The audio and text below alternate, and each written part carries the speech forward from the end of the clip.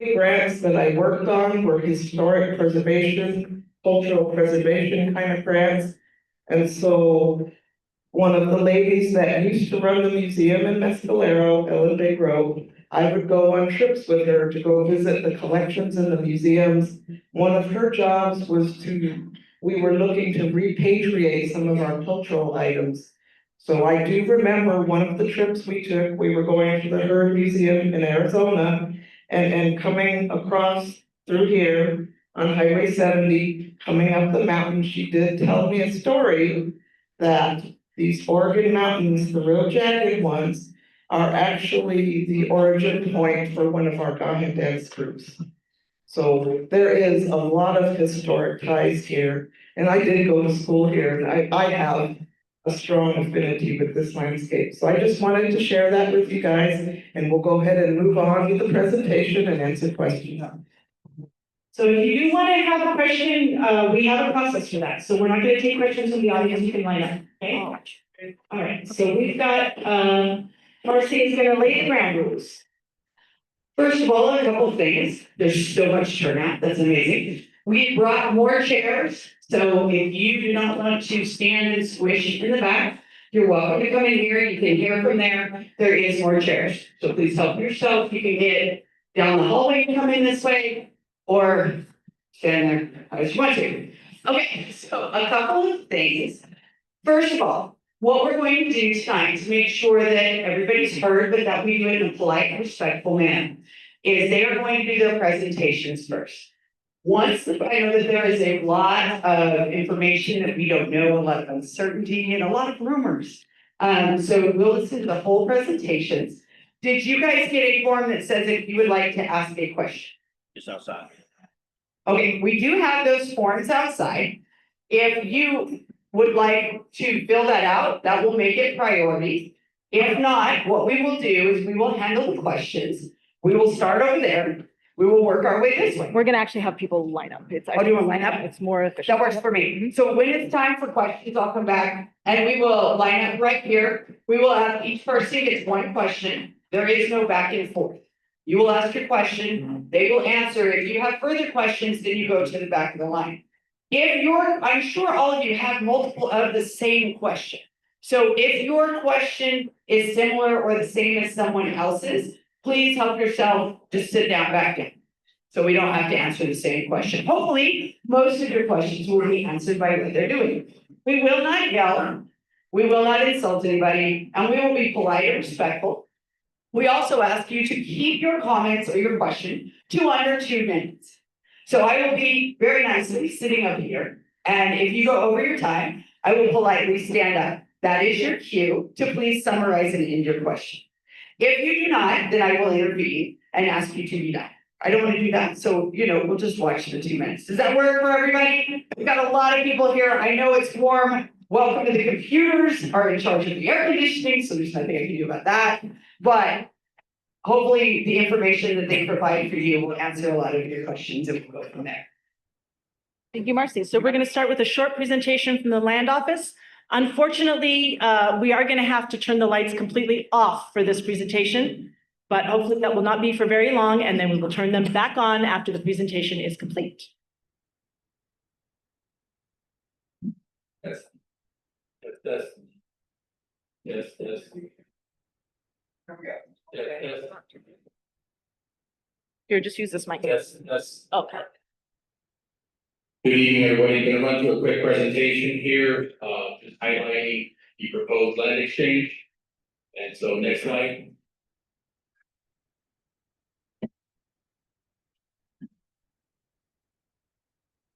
Real quickly, just want to give you an overview of the Mexico State Land Office. Some of you may have heard of State Land Office, some of you may have not. State Land Office, we're responsible for managing approximately 9 million surface acres across the state of Mexico. In addition, we also manage 13 million subsurface acres. When ultimately that breaks down to, we have land in every county. We have state land in all 43 counties. And State Land Office, we have a mandate to generate revenue for our beneficiaries. Our beneficiaries are comprised of public schools, universities, hospitals. And under the leadership of Commissioner Stephanie Garcia Richard, In the 7 years under her leadership, the state land office has raised a little over $13.5 billion for our beneficiaries. Regarding public engagement, Commissioner Garcia Richards has been on the forefront, demonstrating great leadership. In 2019, she advocated for a law that mandated public engagement, public meetings for large special projects, including land exchanges. And that is what we're here tonight to discuss. Next slide, please.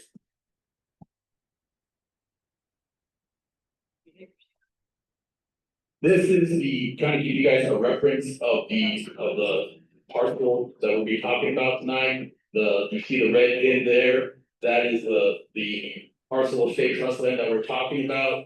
Some reference points, you guys drive 25, Alexander interchange, right there. Just want to indicate, the slide here says that we started talking with Mescalero in September 2024 regarding this land exchange. In April of this year, we had a kickoff meeting here in Doña Ana to start that process. Question will be, well, November now, what happened? Well, when we started that process, right after we started the April meeting, Mother Nature took over, right? And so Mescalero was dealing with floods, they were dealing with fires, they were dealing with impacts to their community. And so we gave them time to deal with that, to stabilize the community. And now that that has happened, we are kind of starting the conversation again. Just want to indicate that this land exchange is not a done deal. There's nothing signed, nothing final. I've been using a sport analogy. If this is a football game, we're still very much in the first quarter. If we're playing baseball 9 innings, we're still very much in the first inning. So this is the start of the process. By no means is it the end of the process. Next slide, please.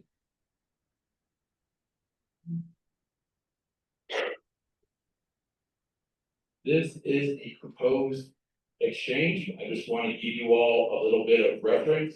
Up on the far left there, you're going to see a mountain. That is kind of giving you all a point of reference there. The blue that you see, that is our state trust land. That's a little under a section of land, a little under 640 acres. What you see with the red is the proposed boundary, the proposed exchange boundary for the Apache Tribe. Within the red boundary, approximately 330 acres is what we are talking about right now. And I also want you all to know that there is the southern portion of this section that is not proposed for the exchange, right? So we're just talking about the northern section of this parcel. Next slide, please. This is a map that we wanted to include, kind of goes back to President Flores' comments earlier about the Mescalero Apache Tribe, the nomadic lifestyle, and that range that they occupied for some time immemorial. So next slide, please. And we'll come back to this slide. I want to go to the next slide. Joey, can you take me to the next slide real quick?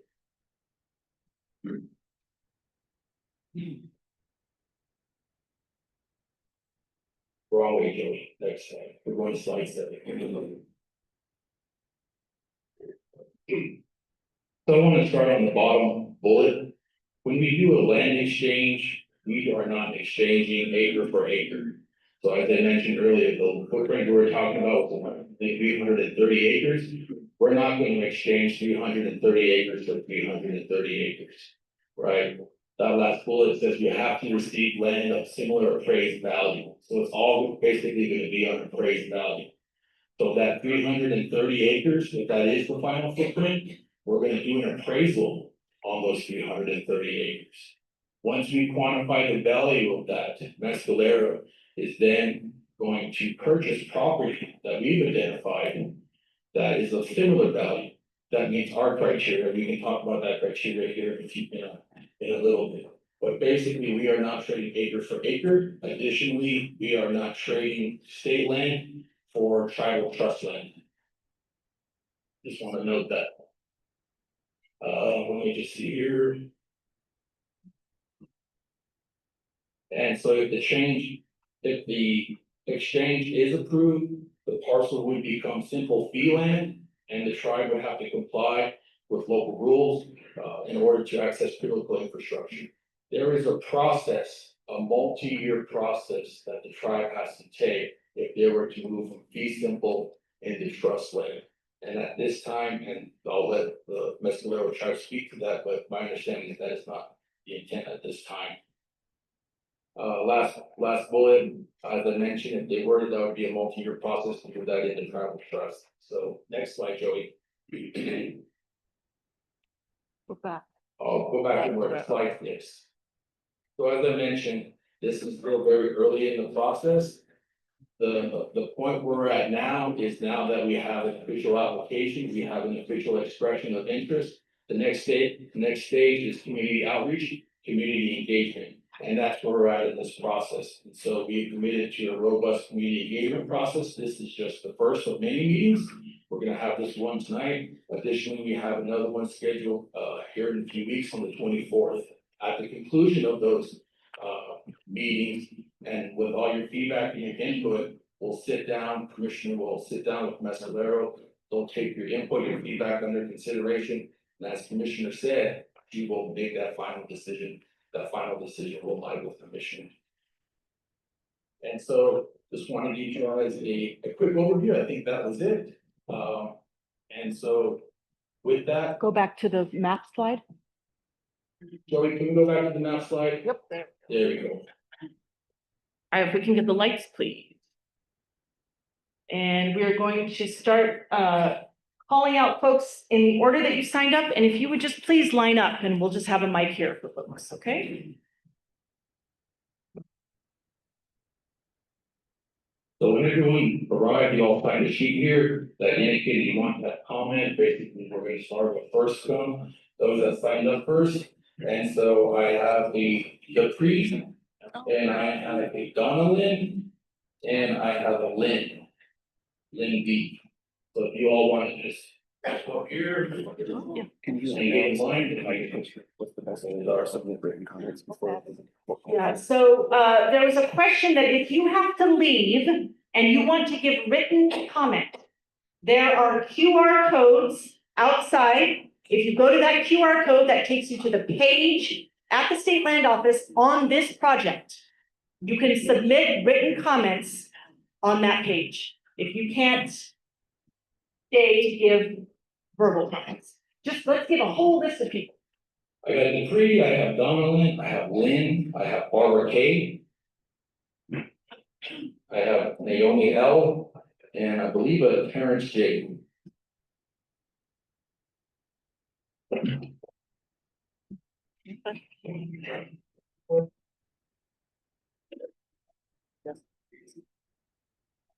Hello. Should we turn this one off? Yeah. Welcome to the state, we're here to help. Yeah. I'm gonna be honest, I wasn't totally prepared for this. I just came from the veteran celebration at the Elderly Center in Mescalero, and I was talking to a veteran there from Vietnam, and he was talking about how this land is significant to our tribe because of the historical war that happened on this area. And so then I had different thoughts about us acquiring this land because most people don't know our history. And I thought it might be a great night for us to be able to share our history that's being eliminated from the history books, being eliminated, it's not even included in the Blue Book of the New Mexico. So that's all I got to say, but he was talking about how the Buffalo Soldiers were there. I can't remember which war it was. I don't know if anybody else can remember which war it was. But Civil. Civil War, yeah. The Spanish were there and the Texans were there. So it was several bands, and it's not one tribe, even though we're the ones that are wanting to find. Thank you. Yeah.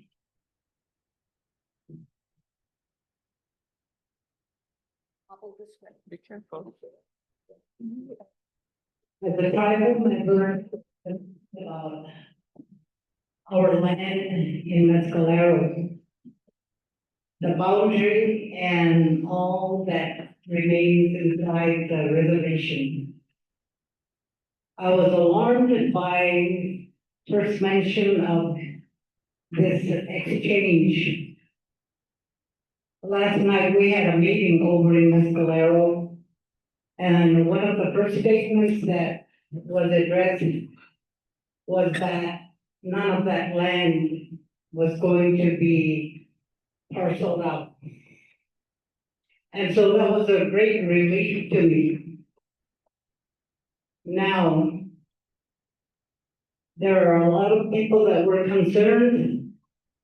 They want to know what is going to happen on this land if this proposal goes through. And I would like to hear for myself what some of those developments are going to be. So if you can address that for me, either one of you.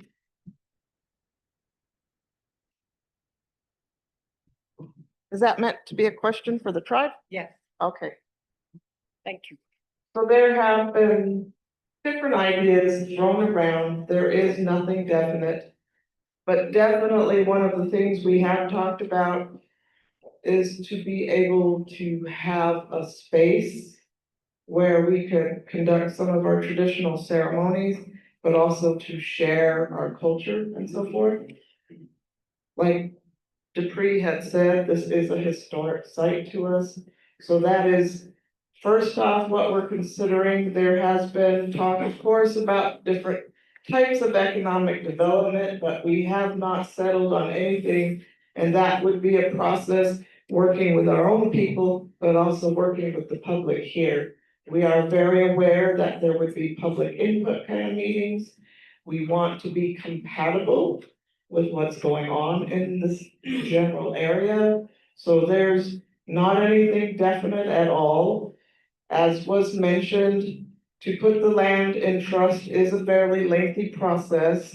I know there's a lot of speculation about casino, but then that next step too would also be a fairly lengthy process.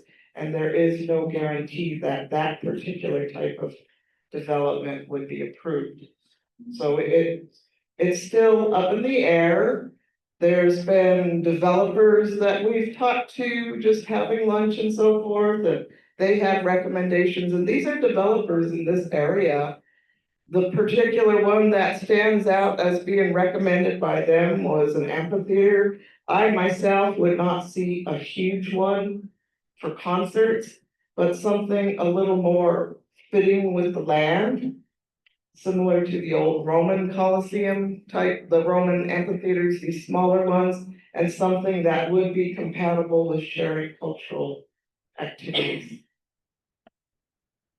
Okay. This is a question more for Ms. Richard. Have you considered other land sections to be developed rather than the one that will affect so many thousands of residents? Another section would have much less impact on our neighborhoods. That's basically it. So we have land all over the state. We have 13 million acres. There are parcels in every county of the state of state land. This parcel was chosen by the tribe. So they actually went through our process on our website. We have an interactive GIS map, and they honed in on this particular parcel for its significance to them. So that's why this parcel is under consideration. I have a statement, not a question. Good evening, I'm Terry Johnson. My wife and I reside in the development that's west of Tierra Escondida and then south of Summit Chase.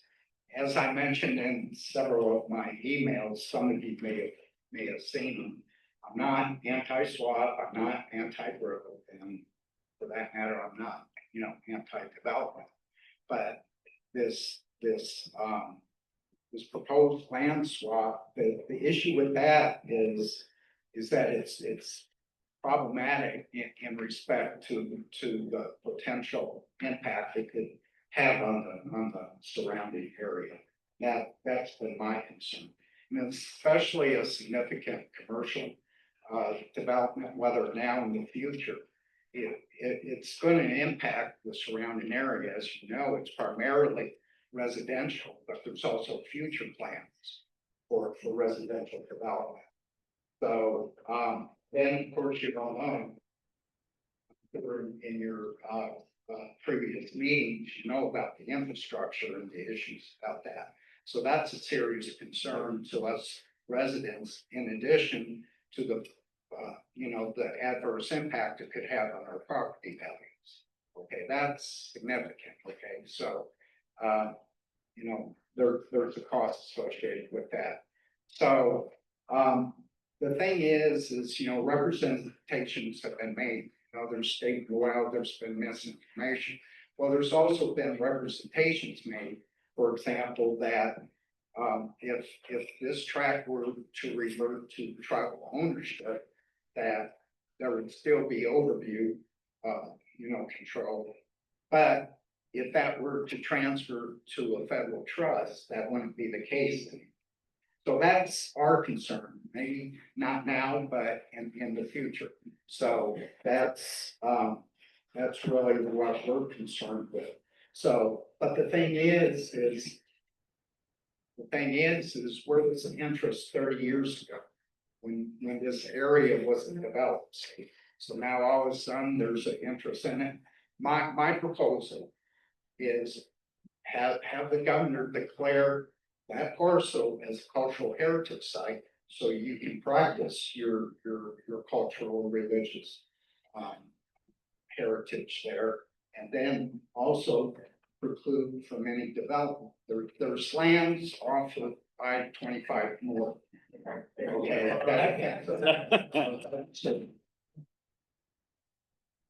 I want to clarify a little bit. I let him go over the 2 minutes because I feel like what he was saying is probably representative of what all of you were. So I let it go a little longer, but please, I'm with the farm and ranch. I really don't have a dog in this fight. I'm just here because my boss told me I cannot have a mess in this room. Yeah.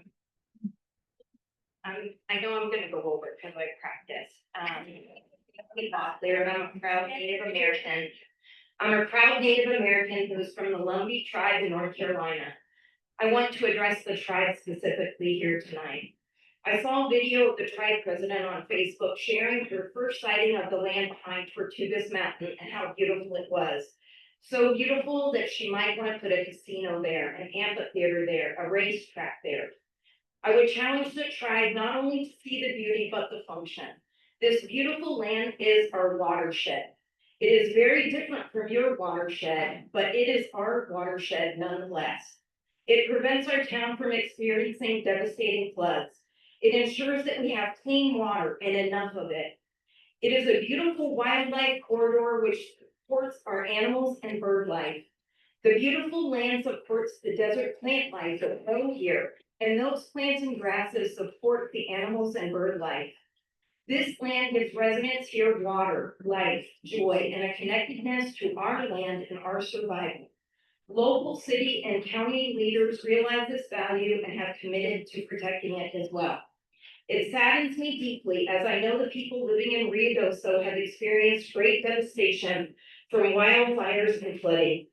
We have all watched the terrible wildfires, the watershed being destroyed from your water quality being at risk, and your way of life being threatened. These were catastrophic and from unexpected origins. There is a tragic irony here, as you have firsthand experienced these tragedies on your land, and you come here to develop the very area, our watershed, that could cause the exact same tragedy.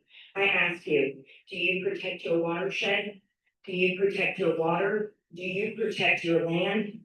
Native Americans have a proud heritage. They are a people who guarded and preserved our natural world. They respected it and honored it. The native way is living in harmony with the earth. Yet there are many still that have a mindset in the world where and it transcends race and economics and culture. It's a mindset where they exploit resources, where they enrich themselves at the expense of others. I urge you to consider your legacy and the one you believe for your tribe. We understand your tribe must be financially solvent and support itself. I would love nothing more for you and your tribe to flourish Ma'am. and have financial independence. Whatever plans we have, they do not belong behind Tortugas Mountain. We cannot move our ancient landform, the ancient watershed, the wildlife corridor, the aquifer that gives us clean water and life to all. But you can move your development plans. You can move your casino elsewhere. You can move your amphitheater elsewhere. Those are not sacred. The land, the water, the wildlife, the people, they are sacred.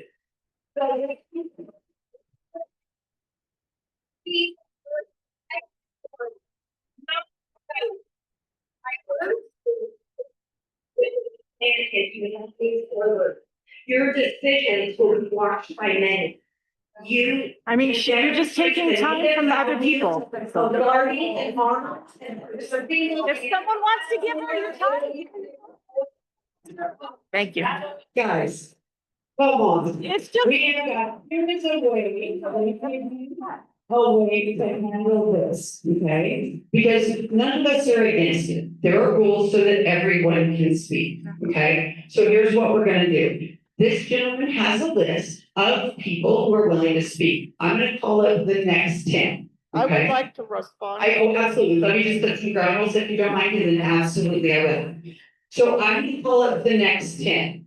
If you are behind the person speaking, and you feel like that person is speaking the same thing you want to say, what I want, and there over time, I want you to raise your hand. Just the person behind it. You can give your minutes to the person in front of you. The idea of this is we have a very limited amount of time here, and no one wants to be here on Monday. That consistent, right? I have not the facilities for that. So he's gonna call up people. If you are agreeing with the person who is in front of you and you would like to give your time to them, then you just raise your hand and you can give your time to them. How's that?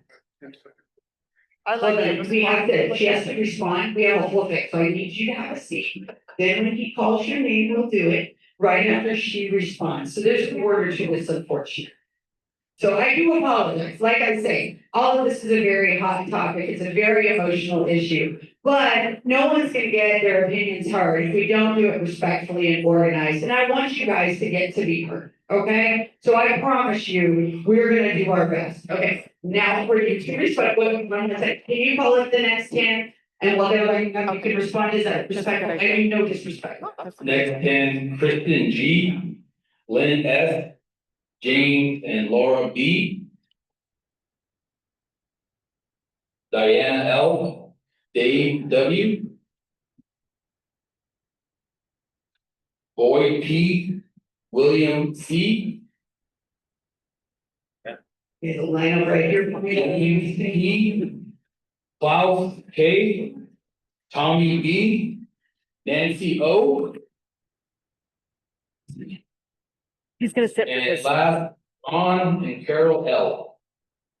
Okay, come right down here, darling. You guys line up right here while I have her respond. There you go. So I'm just gonna respond to one aspect of the comments that were made. The fires. The Sacramento Mountains are a fire evolved ecosystem. There is absolutely no doubt about that.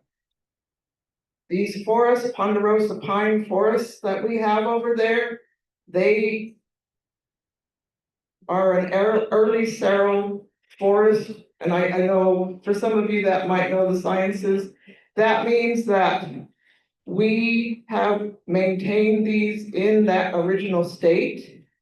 We have actively managed our forests. Part of the problem is a lot of the people that live Approximately, in Ruidoso, approximately 2/3 are not full-time year-round residents. Many of them are from Texas. They have for years not wanted to allow trees to be cut. It is horribly thick, way thicker than these forests should be. I have old photos from the early 1900s. These forests were extremely open, unimaginably open. Like 50 trees per acre or less. Now we've got thousands of trees per acre. Huge insects and disease problems, a lot of dead standing trees, especially in the adjacent Lincoln National Forest to the north and south of us. I cannot help that Ruidoso developed directly in the floodplain in the most recent years. The old residents, the original residents in that area lived up in the higher ground. Now we have a lot of old, low-income trailer parks that are directly in that floodplain. And those people have been impacted the most, a lot of Hispanic families and Navajo families and so forth. That is mismanagement. We're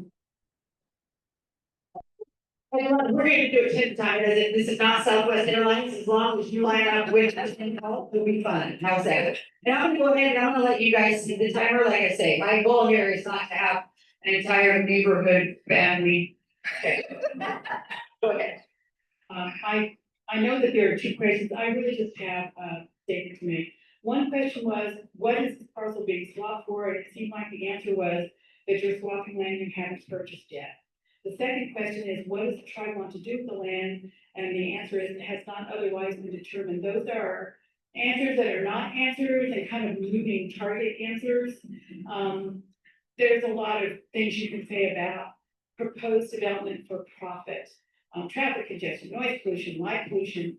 The Fillmore Arroyo takes up a majority of this parcel. That's extremely rough topography. You disturb the arroyo, you disturb the drainage, you disturb the flow. The county have management plan under One Valley, One Vision that emphasizes the arroyo protection. Any attempt to make this a profitable venue will require a massive investment in new infrastructure and or burden the current infrastructure. That is true. The parcel is completely incompatible for development whose purpose is profit. This is a bad idea with big risks that doesn't make sense. We wish the tribe good luck in finding the parcel with the SLO, but this isn't it.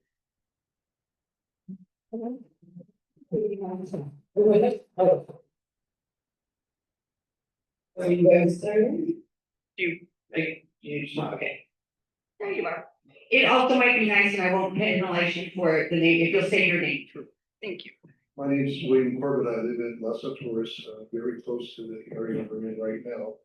And for the Mescalero tribe, I honestly wish you the very, very best. I truly do. But I think that in terms of developing this land, the residents I've talked with, and probably most of the people here, strongly opposed to this. And for what our input is worth, please do not do this. I was on CNN the other day looking at the top 10 small cities in the country. And of course, Las Cruces was one of them. And one of the reasons are our vast recreational areas, our open spaces, land here. And we think that development is going to impinge upon that. And it's not something that we want. In addition, there's an enormous economic impact from recreation and tourists and visitors here because of the land we have here. And developing it, I think, is going to hurt that right away. And I understand that you don't know what you're going to use the land for. You're still in development, having discussions. But it's really asking us to accept, taking a vote. We don't know what we'll be getting, and it could turn out to be our worst nightmare. It could be something that would be okay, but we really don't know until you have definite ideas on how to develop it. We really can't speak, more intelligently about it.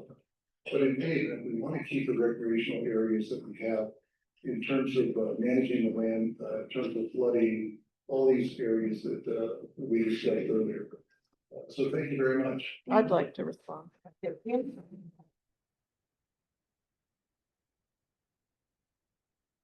So what I would like to ask is let's go back 200 or 300 years. We did not ask for this land to be developed or taken from us. So let's seriously do that. But on the same thing, we are very aware of the aesthetic that's up there. We do not intend to make it trashy lands or anything like that. We would like to, wherever ends up being developed, to blend in with the area and also meet our needs, but also the needs of the community. So thank you. Okay, next, step forward, please, sir. Hi, my name's Dave Wilson. My wife and I currently live in Los Altos, and have just purchased property in Montero, Escondido, and also building our forever home there. And now we've run into this, pretty clearly, whatever is done with this land will be within eyeshot and earshot of our property. So I, like many others, am very concerned about what's going forward here and the level of maintenance associated with it. So I have a question for the commissioner. As you pointed out earlier, you are the person who will make the decision at the end of the day. What, commissioner, are your decision-making criteria?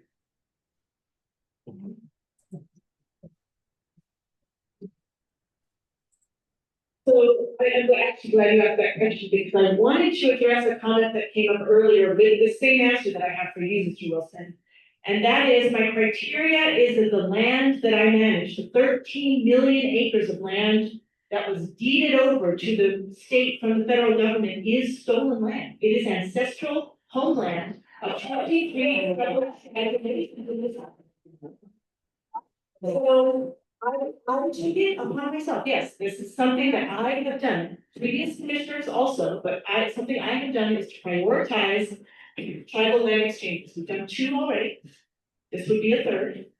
And it is to repatriate land back to tribal. And, you know, someone mentioned CNN here. And CNN actually had, you can look this up. They put out like the top 10 steps to face the ecological and climate challenges and damage that we are facing, particularly in our state, right? Particularly in the Southwest. And one of those items was return land to native stewardship. It's a climate response. It's a climate response.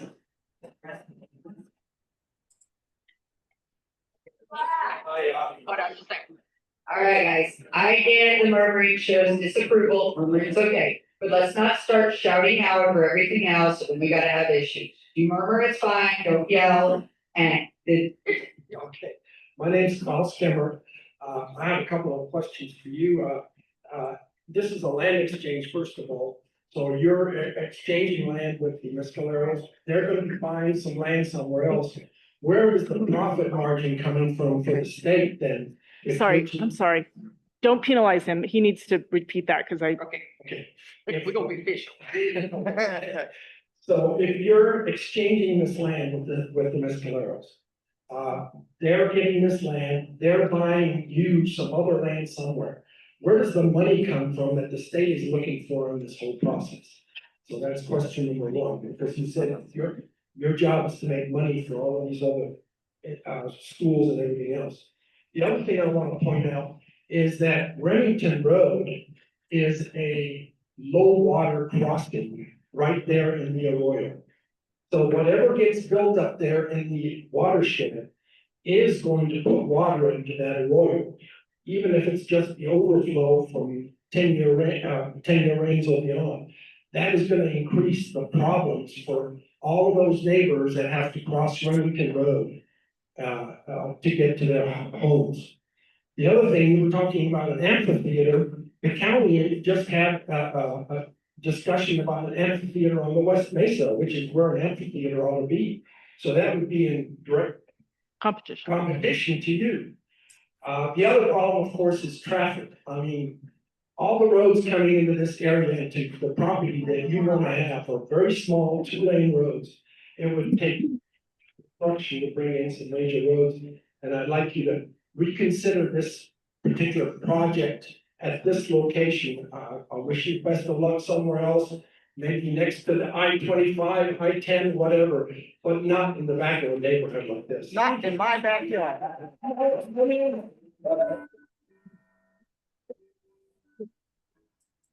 Not my backyard, it's what you're proposing or what you're not telling us you're proposing. Okay, A residential. nobody talks without the microphone.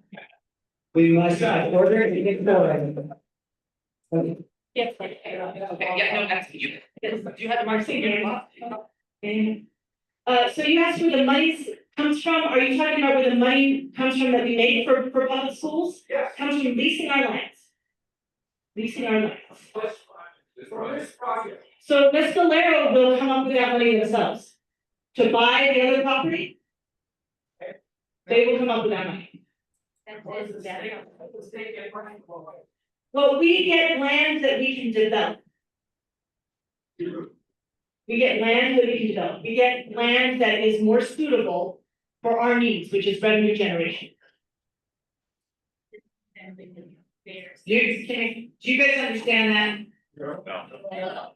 Okay, I think this is a big fundamental thing, Someone asked earlier, why is this land not been developed?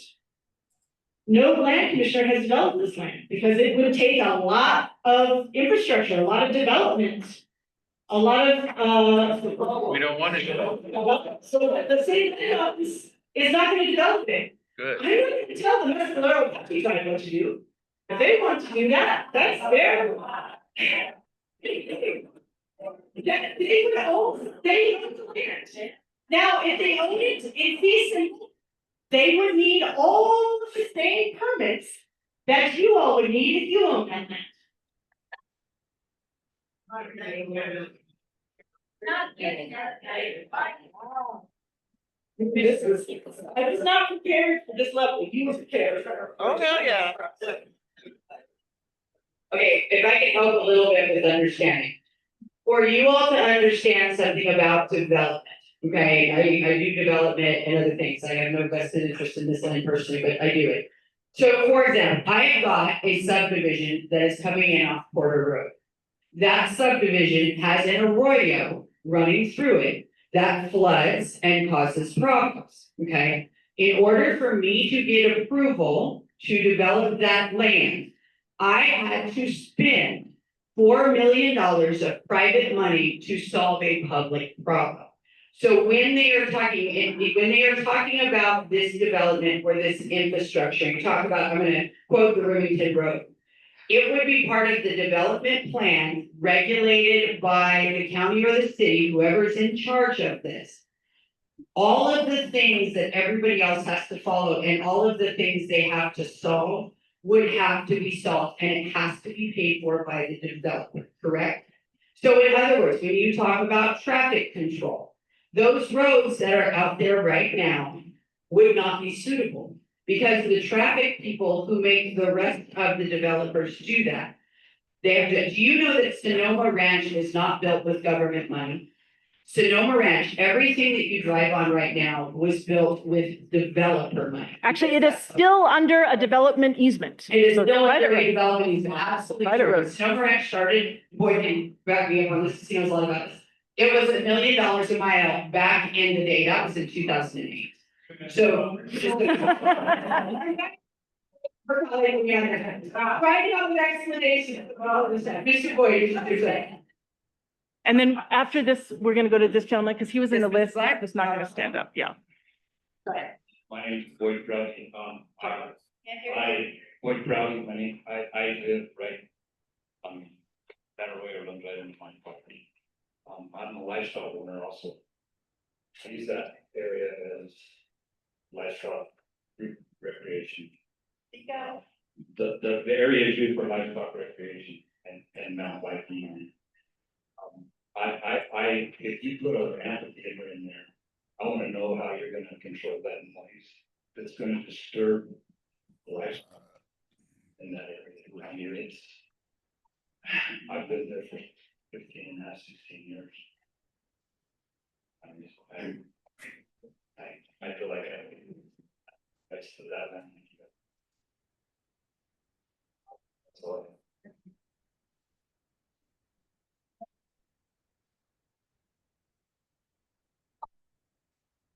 The suggestion of an amphitheater was actually thrown out to us by a Las Cruces developer.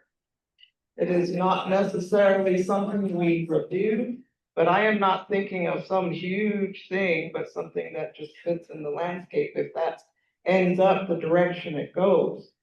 I don't know at this time. Like I said, this will take quite a bit of time to get into these different steps.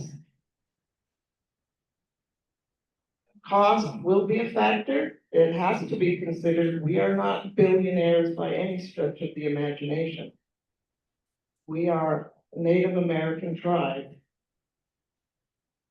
We don't have definite plans, and I'm sorry I can't share some kind of fully hatched design or proposal. We don't have that. Our initial intent is to repatriate some of our ancestral lands. Okay, Mr. Black, do you mind, are you ready? Yeah, I'm ready. Had to say it. All right, so I'm gonna come from a different angle. Of course, you know, I'm also part Native American out of Oklahoma. And this exact same thing happened in a small city called Durant, Oklahoma, which was, you know, probably at that time 8,000 people. But once our tribe moved in, which was the Choctaw tribe, the land flourished, the business flourished, the city flourished. I don't know exactly what their plans is with the land, but I can tell you right now, as far as our tribe is concerned, the best thing ever happened is that the Native Americans moved in. I don't know what the deal is, they're gonna do an amphitheater. I'm just thinking about economic development, jobs, you know, because a bunch of people here say we don't have entertainment. If they do decide to bring entertainment, we got entertainment, but it's hard to say something now because these plans to me look so bleak, but I can tell you from my point of view and from what have happened to me personally in my life, it flourished for our Native American tribe. So that's what I have to say. Well, they actually did bring in the casino. I wasn't gonna say that, but somebody caught that. Put my business out there like that, so.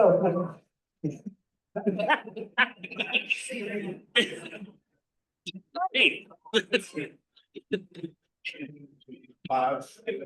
Yeah, for some reason, he did it real well. He just put it I right got a up. big mouth. I got a big mouth. See, you didn't, how you develop into it? That was not good. All right, my name is James Potts. I live in, just near that, Arroyo there. So I think, you know, a lot of us just really wanted to see what your true intention is with this. You know, I'm not hearing that. I don't see it in the literature. It would be good to know. I think that's why we're here. We want to know. We're very curious about what your true intention is about it. I just don't have this feeling that you would go through all this trouble. Like you said, there's a lot of work that has to be done, and it's super expensive without having a plan or a true intention behind all that stuff. So that's what I'm was hoping to find out today. I still hope to. It sounds a little vague, a little too vague, I think, for one thing. The other thing I'd just say is that the concerns we're hearing about at the casino would be drunk drivers in the neighborhood. There's people like, you know, going up and down, construction is one thing, but going forward, if we have a casino there's people gonna be drinking, there's concerts or whatever happens, you know, so that creates an unsafe environment for a neighborhood and it's wrong, so.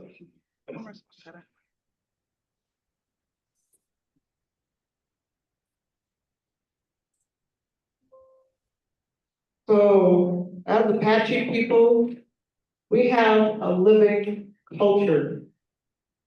And I think it's really hard for people to understand the need to sustain our identity as Apaches. And part of that is to rejoin with some of our lands that we've lost connection with. Like I said earlier, up in Mescalero, we're ranging from 5,400 feet up to 12,000 feet. Most of our traditional plants do not even exist on that reservation. It was very difficult for us to maintain our culture during this time we've been on that reservation. And I do understand that it's hard for people to understand how much that culture means to us, how much that land means to us, how much those plants mean to us.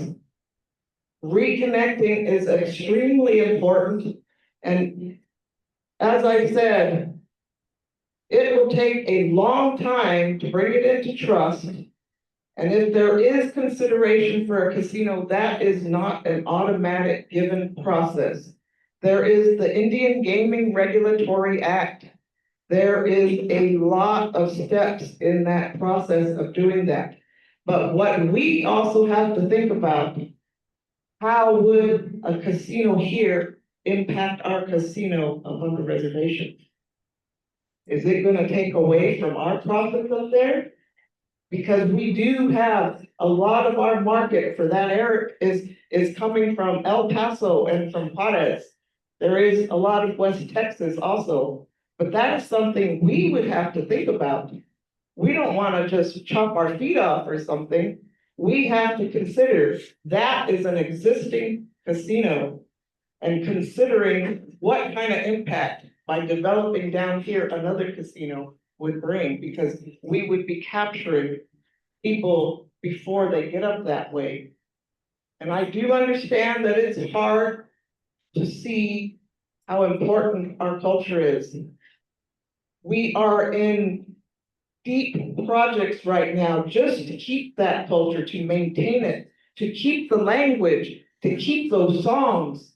It is very important for us. That's who we are.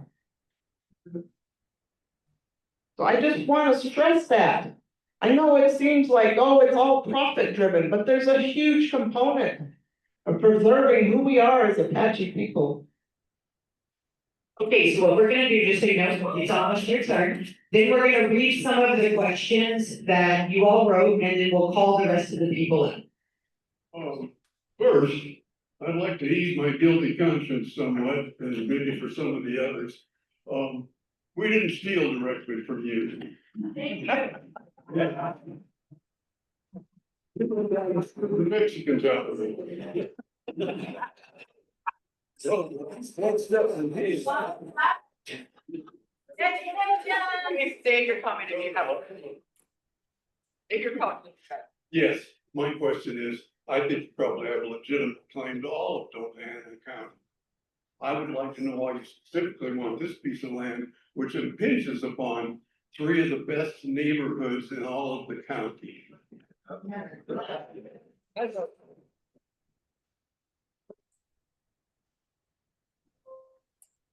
Well, as the Commissioner explained, we had a meeting up in Santa Fe. They did share the website with all of the state lands on it.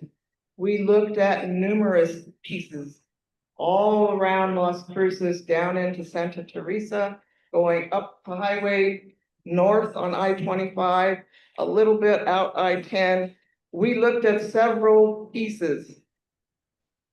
This is the closest parcel to being in that pristine state. That's exactly why we selected it, because it still has those traditional plants that we use. And you can say you don't believe that, but that is the truth. That is something. We had a public meeting up in Mescalero last night. Several of our elders, and one of them is here today, that was their expression of want for this piece of land, is because we could go do that. Hold on. Okay, hang on, guys, hang on. All right, we're going to call the names for the next, yes, please. We're gonna call the names for the next ones. Please get in line, and then, I'm sorry, we'll read the other questions afterwards. Go ahead. Next, folks, Rosemary K, Patricia T.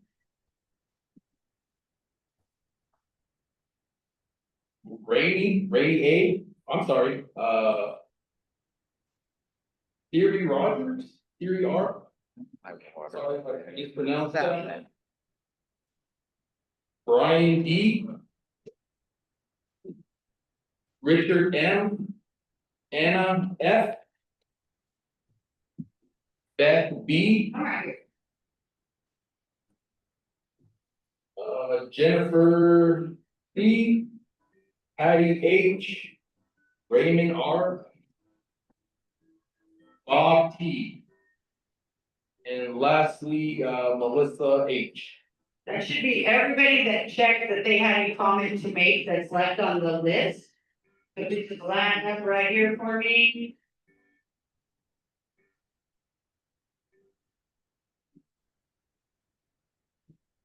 Got everybody? Got it. Your name is called here. You're ready? Are you ready, Commissioner? I'm ready. All right, go ahead. And if you will, hold it like this, that makes it different. You put it in your mouth. Thank you. And you'll hear me in the back, it's been a problem.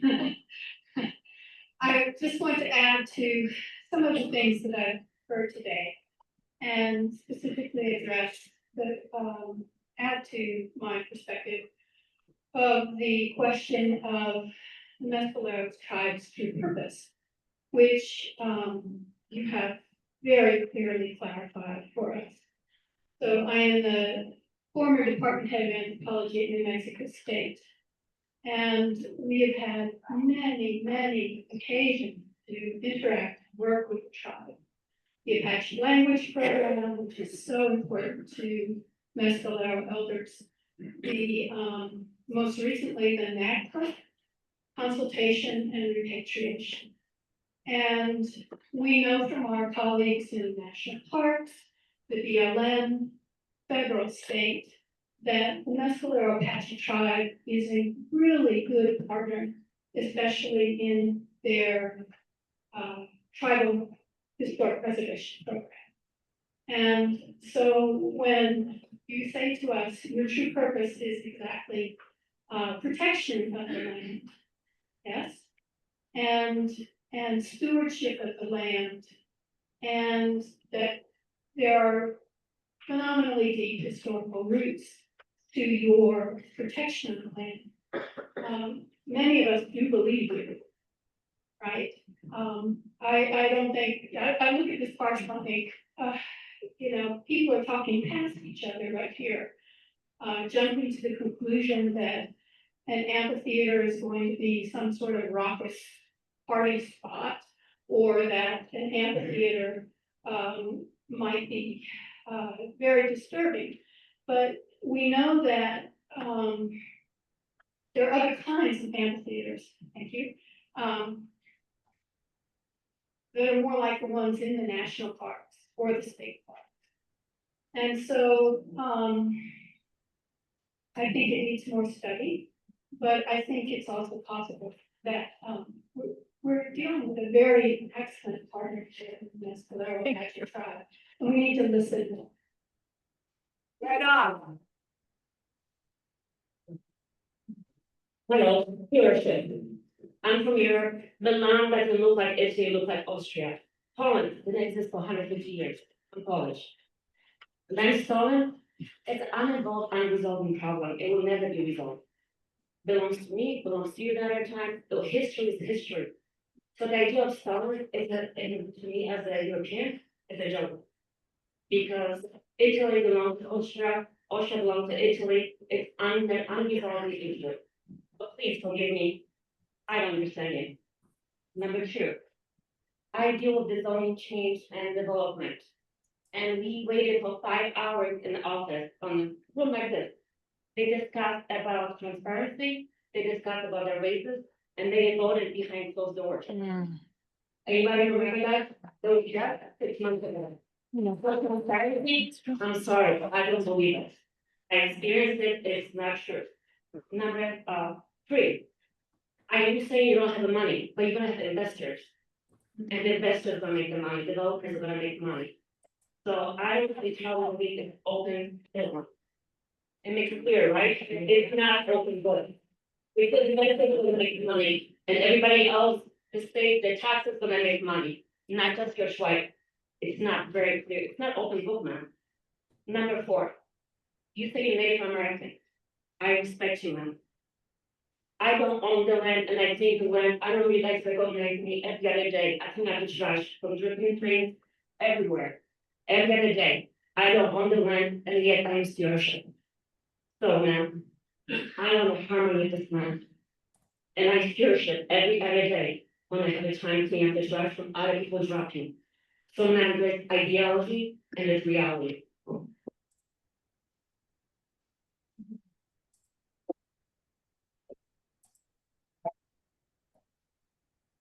Really? Everybody.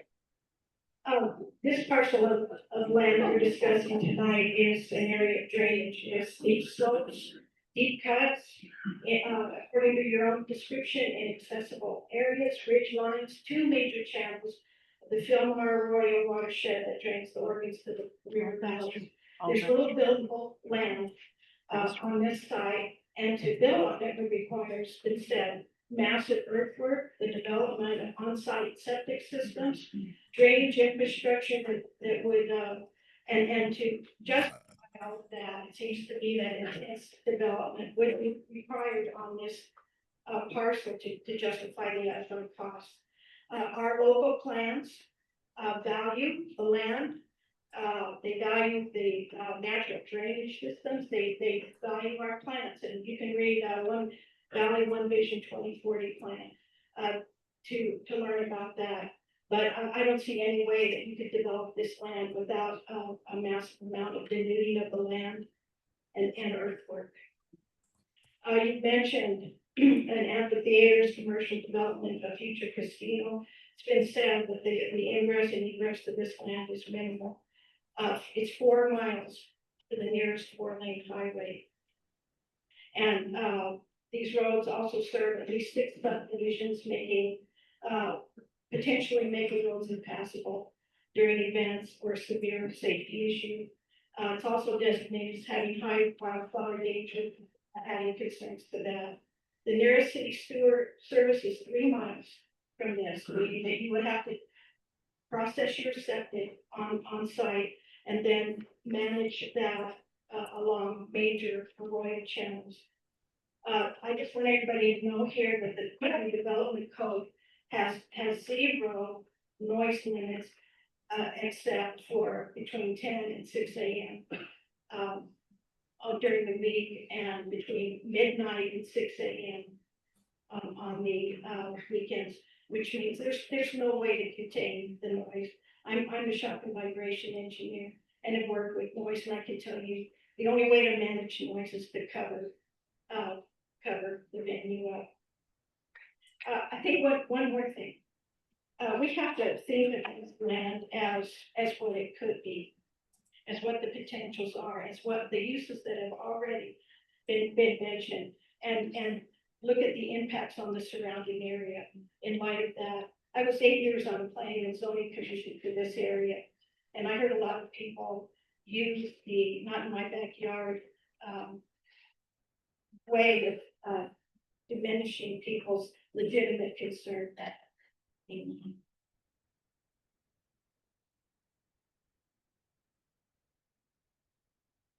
Good evening, my name is Randy Romero.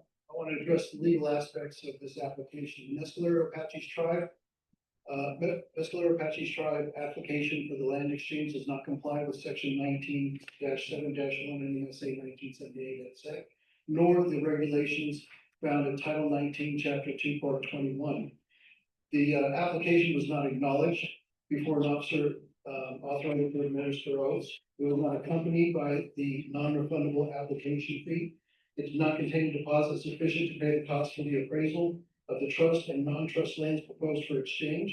It did not contain a legal description of the non-trust lands proposed for exchange, an estimated market value of those lands, the current uses of those lands, the current ownership of those lands, the description of any known environmental or cultural properties issues related to those lands and the trust lands, an estimated value of the state trust lands proposed for exchange. It is clear from the state land offices application that they attempt to make a distinction between an initial application and a final application. Section 19-7-2 does not make any such distinction and requires that all applications for the exchange of state lands be acknowledged before an officer and be accompanied by the appropriate fees. Section 19-7-4 mandates, and I'll quote, all applications not accompanied by the proper deposit shall be immediately rejected, no deposit, and shall aid improper applications. Your waiver of the fees and the requirements for the deposit of these monies is a violation of the New Mexico State Constitution's anti-donation clause. Article 9, Section 14 of the state constitution provides that no state shall not directly or indirectly lend or make any donation in aid to any person, association, or public or private corporation. Your waiver of those fees and your waiver of the requirement to deposit those amounts into the state trust is a violation of that clause. And it's also inconsistent with your requirement to manage state trust lands for the benefit of the trust. Section 19-70.9.1 requires that before taking any final action, you publish notice of the land exchanges, which shall contain a summary of the effect or potential effect on the surrounding lands.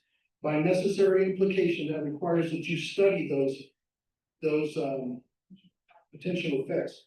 And it doesn't appear that you're doing that. It doesn't appear that you have any intent on studying the effects on the lands surrounding that proposed land exchange.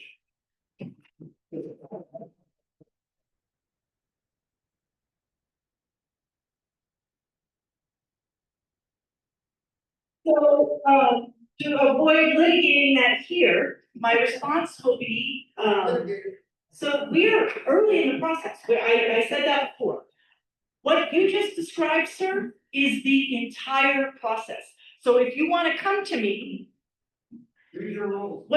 well, so that's what I'm answering. That what you just described is the process of an exchange. We are not entering into an exchange. We do have an initial application before the land office. That is all. So everything that you just described, if this exchange goes through, will be done as part of the process. That is not where we are today. Your rules require that information. We're not going to go back and forth, sir. That's fine. That's fine. Okay, Robert Mescalero, and while I'm not a lawyer at all, I will state what needs to be stated, that in the proposal, those regulations need to be followed, and they're not. So the proposal should be rescinded immediately.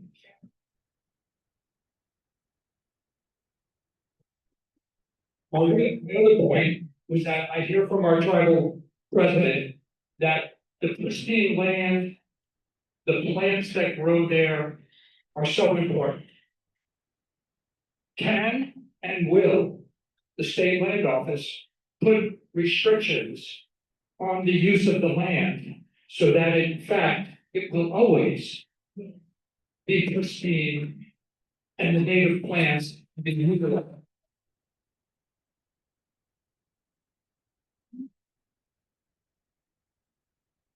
My question is, can and will the state land office put restrictions on the use of the land? And then please answer, if it becomes trust, sovereign nation, then what happens? Stipulation, we have done stipulations on land exchanges before. Can we? Absolutely. Will we? I mean, from what I've heard today from the president, from what I heard from someone else who was talking about Mescalero being a partner, I mean, you all don't even realize the land that they manage, the resources they manage on their own reservation are some of the best managed lands in probably the nation. I mean, the description that the president just gave of wildfires. I mean, once wildfires touch any acre of forest that these folks steward, they behave the way they are supposed to behave. They immediately come down in temperature, come down from the crowns of trees, because they manage their land correctly. So any stipulations we would put on would pale in comparison to the management that they are so expert at. Not a problem. Commit to having them manage the land the way that they know how. That's part of the exchange. We can now yell. If you guys have comments, please sign up and we'll do it. Everybody gets their chance. Okay, ready? Hi, my name is Julia. And, hold on just a second. Ladies and gentlemen, if you don't mind, please be quiet while other people are talking because they were quiet while you were. If you spoke, be nice. Everybody wants to say about the same thing. Go ahead. Hi, my name is Julia. I live also in this area, of the Las Venturas area. I just want to express my frustration because at the beginning, we were told that you, created a law, and I'm very bad at legal terms. No. Here's my I'm not doing these things. You're doing great. Okay, but you created a law that said that everything that was supposed to be decided and paraphrasing, but needed to have public input. Yes. But my frustration is, and I think it's the frustration of many of us, is that we have this public meeting, but we don't have all the facts. We haven't been told what is going to happen. So why have a public meeting before a lot of things that you think we might be able to create or develop have been better thought of and planned, so that we can hear a good plan from you and we can have a better public meeting.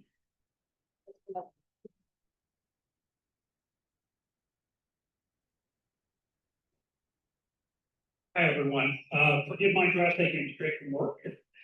I Thank you guess for being here. I've been a New Mexico resident in total for over 40 years. And I've seen a lot of change since I moved to New Mexico in 1978. Part of it, and I guess what I'm alluding to is what I would call the slippery slope of, what happens. I look at this land, I look at what you're proposing for the land swap. I live in Summit Chase. This is not in my backyard.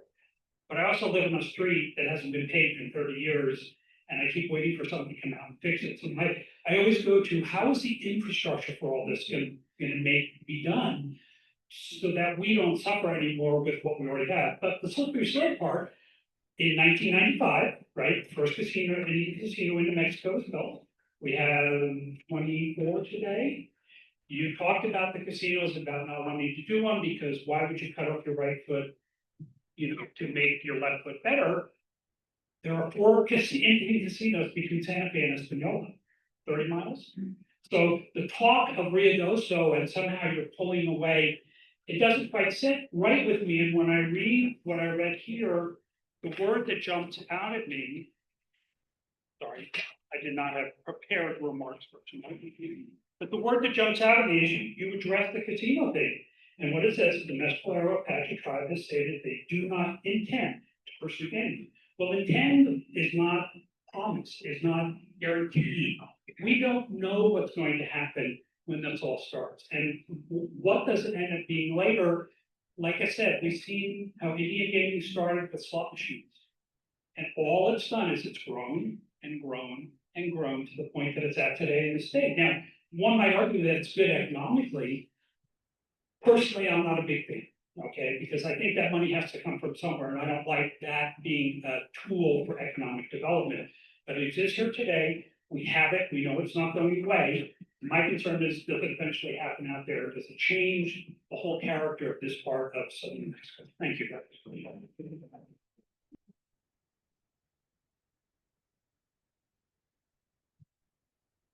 Hi, my name's Beth Bardwell, and my question is, what alternatives are under consideration for road access to this parcel?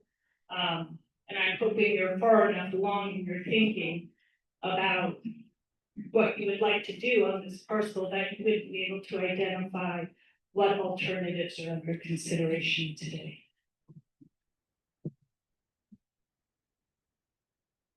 We had our first public meeting in Mescalero last night. We are not that far along.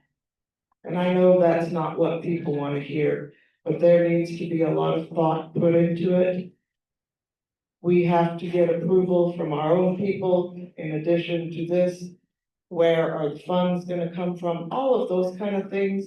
We have not secured engineering contractors to do planning and design. We are still in the first talking stages. I can't give you a definite answer. Can I just make one comment then? So, there's been discussion about extending Sonoma Ranch out from Green Spring. That would logically end up at this property. And I just want to share that over the last 10, 20 years, Tortugas Mountain has become a major important destination for many, many members of this community. And the thought of putting a 4-lane road in front of Tortugas Mountain would just be a very unfortunate development. Thank you.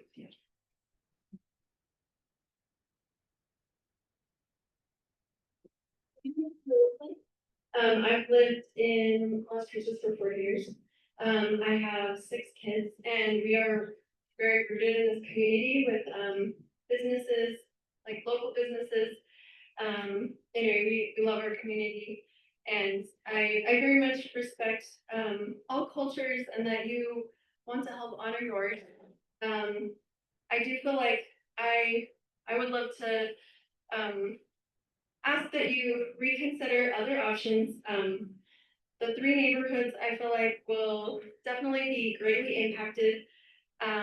Most of our neighborhoods don't have sidewalks or streetlights, which I feel like that's how the neighbors love it. They love to see the stars. They love to hear the coyotes. They love everything that comes with it. And if we have some huge racetrack or casino or amphitheater come in, that's going to greatly impact and change our neighborhood. I also greatly am concerned that it will bring drunk driving through our neighborhoods.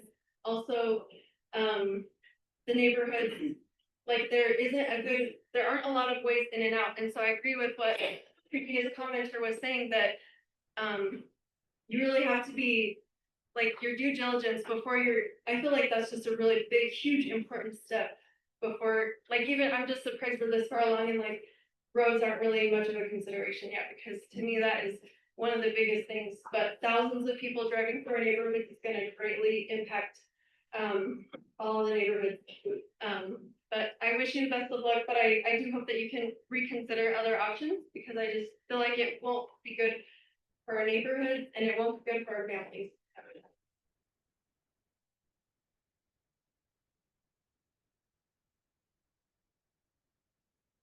Hi, my name is Anna Gabriel, and I emailed you earlier this week. I live on Remington, and in my email, I promised that a group of young people would come and oppose this. Those are my kids, but they're out of swimming right now, so they can't make it. I am their proxy. They're concerned about this. They go to Centennial High School.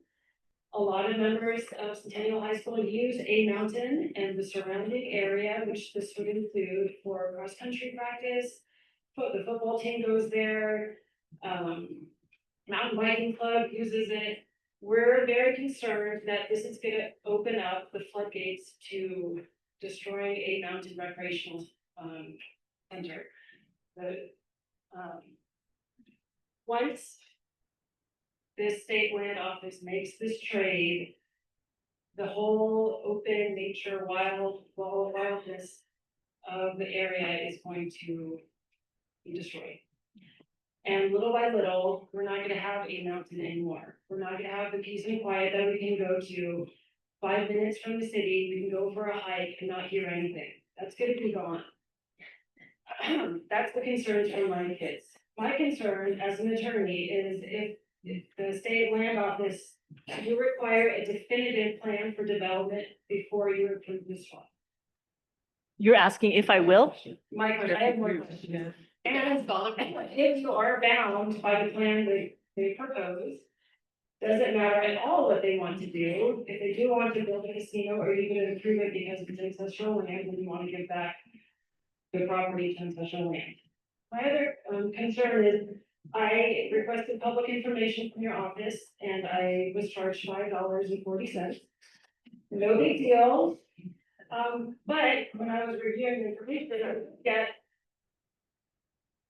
document where you waived the application fee of $500 for Mescalero. And I'm sort of concerned because your whole purpose of doing this is to make money for the schools, and you just waived $500 for the schools. So, it's kind of the same response that I gave before. It's This was an initial application, so we're not talking about the process of the exchange currently. We have not entered into the process of the exchange. Well, that is not permanent. That is to receive the initial application. And the initial application is a pre-consideration of this process. So that's the first one. The second thing is, you asked about whether or not there is a process that we have to have a uniform development plan before we proceed with the exchange. No, there's no. So it can be a bait and switch, they can say one thing and do whatever they want later. Well, I mean, so. Is that a concern from the land office, if they promise you to be stewards and they don't? Is that concerning to everybody? They are a partner that we trust. Okay,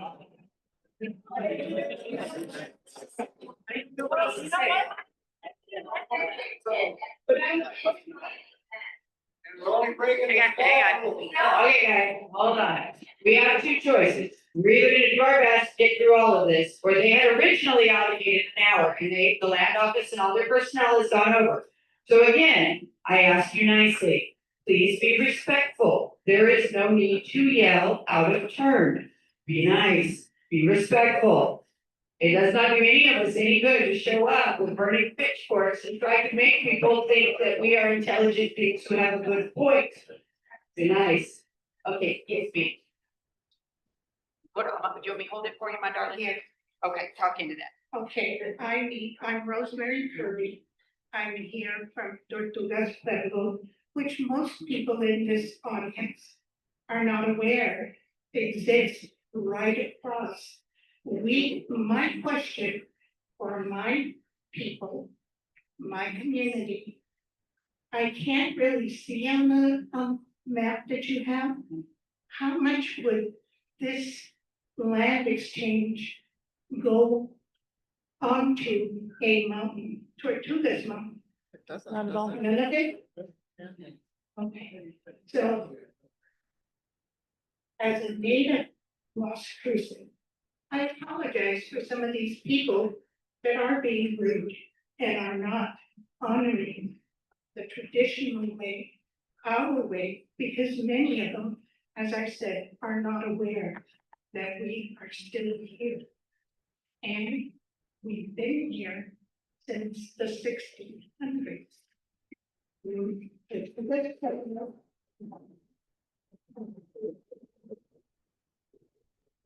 It's part of that migration from northern New Mexico that extended all the way down into Mexico.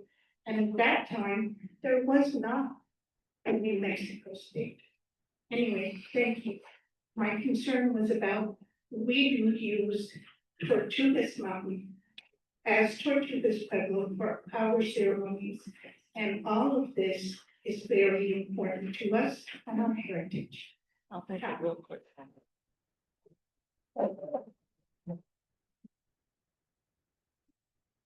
We would most definitely respect the native cultures. Thank you, ma'am. Be careful with the slope. I'm Randy Sokart, I'm just beyond Remington Road, and I'm also concerned with, working, changing drainage to that area could be immense. But I'm actually following what she had to say. It is interesting that no one has brought up the fact that the Piro, Manso, and Tiwa tribes were here long before the Apache. Yet you want to step on their land. I just think everyone should consider that the parcel that you want doesn't necessarily belong or ever did to the Apache. These other cultures are much older. Okay, so I'm gonna go ahead and allow the few that are already standing up. Other than that, we've gone through all the lists. of everybody And we need to go to who did. Zoom to see if Zoom And has we- questions, and we have written questions. Yeah. I'll be real quick. Recently, I don't know if you guys have seen in the news, but they did identify footprints in White Sands. We have been here much longer than history is documenting.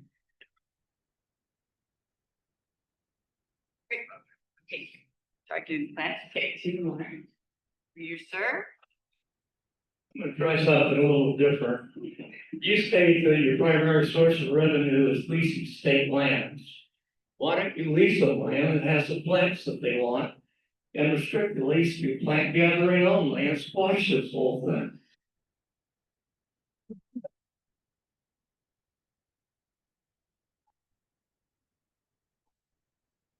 Respectfully, sir, because it's not land back. What? All right. It's not land back, not giving land back. It's not land back, yes. You don't know this is Representative Jordan Gallegos, because she fights for all of our community in Santa Fe all the time. Thank you. I'm also a resident of the Los Altos area, so, I definitely wanted to be here for a couple of reasons. As I heard about this because, as you see, my constituents are very, very excited about this. And when we met earlier in the year, and when we met earlier today, one of the things that I really respectfully wanted to convey to both of you is where we want to spiritually and culturally respect your positions. We also ask that you respect ours. And we want to look at how it's going to impact neighbors, established neighborhoods, and our kids. And so we want to have those dialogues and have that communication. I also want to make sure that we're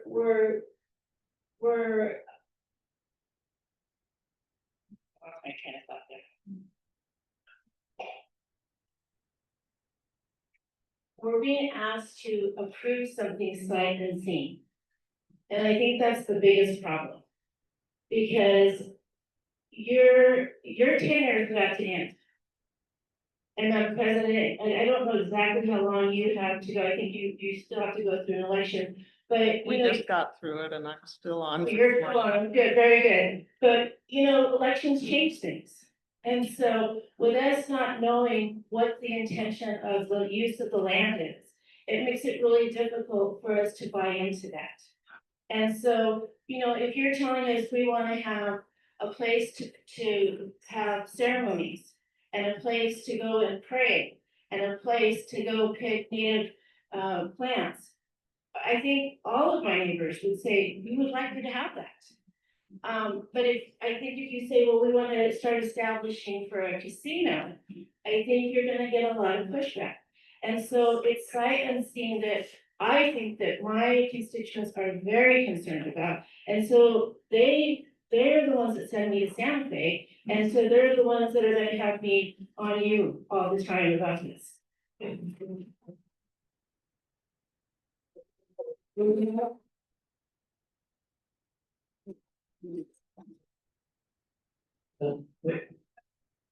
sorry, what? Hold on, we've got to get through the Zoom people who've been waiting patiently, and then we'll see what the boss says. Gonna run through Zoom, see if there's any questions on Zoom, then additionally, we had folks that did not want to be identified, who wanted to ask questions, so we got a few of those. So we're gonna run through Zoom real quick. Can you pause for 1 second? So I don't know what the limit is on this building, but I'm willing to have folks who questions occurred to them as they were listening and want to add on. I'm willing to give time for that. I just don't know, is that possible? Yes. It's Friday, we're good. James not having a crisis yet, so I'm more than happy to stay here. But yeah, no, it's not a problem. So we'll, Once again, let's see if there's any questions on Zoom. Joey, are you seeing any questions? I'm not seeing any questions coming from Zoom. let's do this, just so nobody feels rude. If you all would like to, if you are done and you have other things to do, I think take this moment now to, excuse yourself, whatever. If you're still vested and you're still in and you wanna stay, then we stay. That way nobody feels like they were getting walked out upon when it happens, right? You need a beer with things over. You know, give them a best to pay to the place. But yeah, we'll do that and take a little minute there for everybody. And then you're gonna read those questions. Then we'll read the questions. I hope that's okay, Commissioner. That's It's just perfect. easier than That's people not, walking down the middle of somebody talking. That's perfect. We have another one that's scared. Yeah, but I think we should use the balls for that one. Well, but in November 24th, right? Another one. There will, and just so you guys know, there will be another public meeting scheduled November 24th. Hopefully, big ballroom for that. Be more prepared.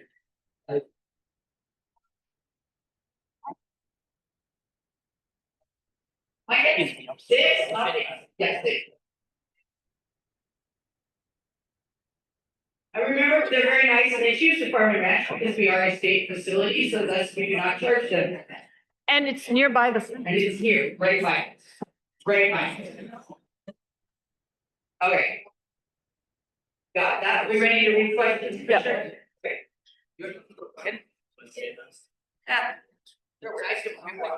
Got a couple of questions. As I mentioned, these are questions that folks have written down that did not want to be identified. These are questions and comments. I am just gonna read them verbatim. So here we go. First one. This is a slap in the face to the Piro, Manso, and Kira tribes that have a much longer presence in the Mesilla Valley. Much older presence than Apache will cause extra traffic in my area as well as noise and light pollution. Next comment, question. Lines stuck in the area, what will be done to suppress noise? Livestock in the area. Oh. We got. Oh, that was after. What will be done to suppress noise? Another one, what measures are being taken to counter the water that may be needed by the new development? Is the city planning to implement water conservation in reaction? We can't speak for the city. Do you want to talk about water use at all? We obviously can't answer the city question that would come up, should the utilities be, applied for. So I don't know if you have any other comment on water. We still don't have a firm plan in place. I will be very honest about that. I mean, we're addressing concerns that are being presented of people guessing what we may do. We don't even know, so I just think that's a little premature right now. But one of the things we need to stress is when we do, if and when we do acquire this land, it will be simple lands for quite a few years. It is not an easy process to bring land into federal trust. It will be fee simple during that time, definitely, and we will have to abide by all of the zoning laws. All of the zoning laws, so just to make that clear. Yeah, well then we have some more questions. Let's get to them. Go ahead. Next comment, next question. The tribe president on a YouTube video referenced a developer / contractor who recommended the amphitheater. Who was that? Also, who was the county commissioner that knew the developer? You said that a developer recommended to you the amphitheater. It was not your original idea. This person is asking you who the developer was. What do you answer? I honestly don't remember the name. I do have a part. I do not remember the name. I don't know if you do. Yeah, we met with them at a restaurant. It was another council member's friend. I have a card, I do not have it with me. Somebody that's not on the council right now. Let me. Oh, I know, no, I doubt, he said it's not me, but that's. Next comment or question, if this is sacred and special land, do you think the Great Spirit would guide you to honor it by putting gambling in a racetrack? As probably regarding addictions, something that has devastated the Native people, please honor the Great Spirit in making this a ceremonial day instead. Yeah. Next comment or question, how soon after the amphitheater is built is the casino built? And that concludes the written question. I got, hold on, wait, everybody's the same. Come and, yeah, come line up. If you have another question, please, let's just form a line right here. That way, okay, she's staying, so let's just do that. That's the easiest way for us to do all of it.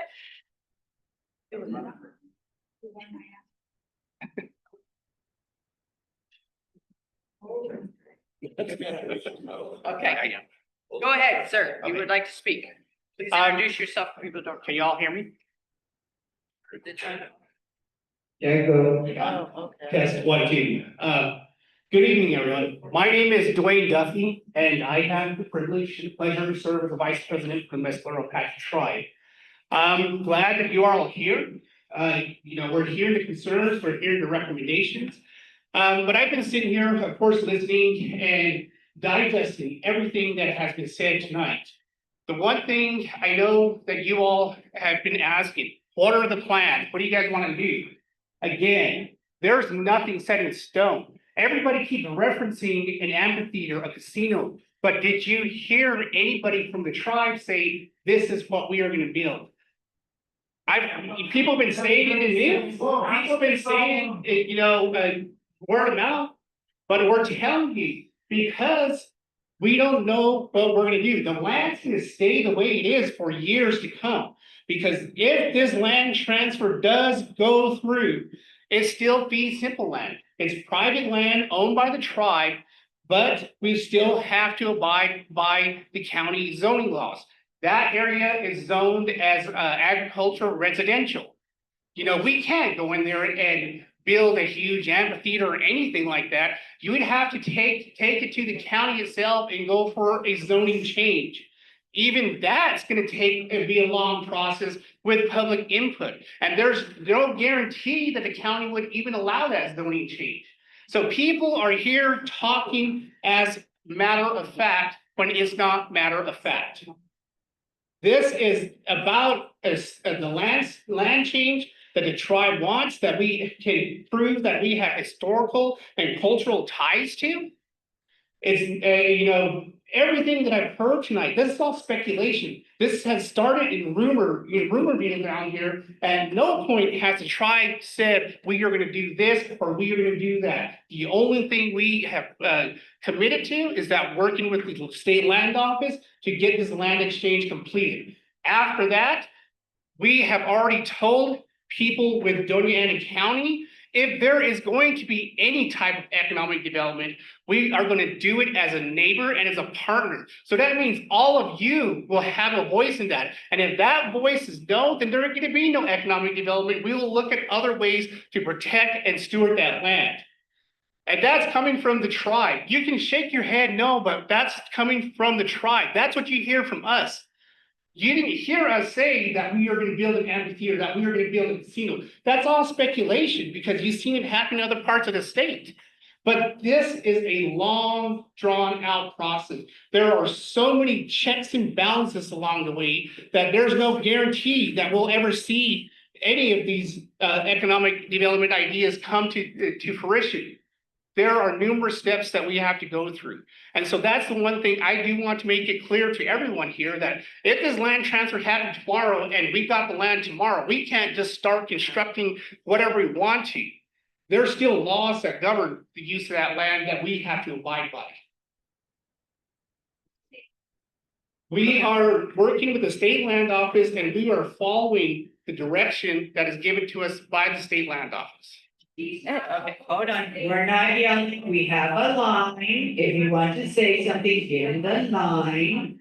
Okay, go ahead. It's like, yes, If you would like a response from our very robust legal division about what we are doing is following the law and the letter and the regulation, we can give that to you, because, I mean, hold on, we are not yelling at each other.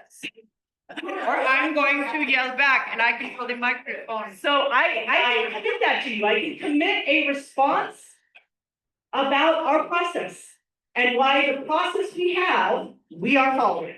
I mean, I can absolutely respond to that. You guys put all your contact information, you Yeah, can put it I up on your website. Why would I do something that leaves me legally vulnerable? That seems insane. Okay, we are going to acknowledge the line. The line. You are in line. So this building here is called what? The New Mexico Farm and Ranch Heritage Museum? Was there always ranches and farms around here?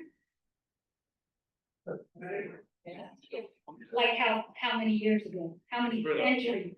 1540. Are your footprints, are the wagons in there 1540? We're further back than that. Way further back than that. And all you gotta do is listen to your own science. Your own education, which I have a PhD from the University of Arizona. I have my master's from the New Mexico State University. I was here when they built that one building, one single building called the New Mexico Farm and Ranch Heritage Museum. And I don't see anything wrong with us educating you guys about what we know about where we come from and how we're connected to this land.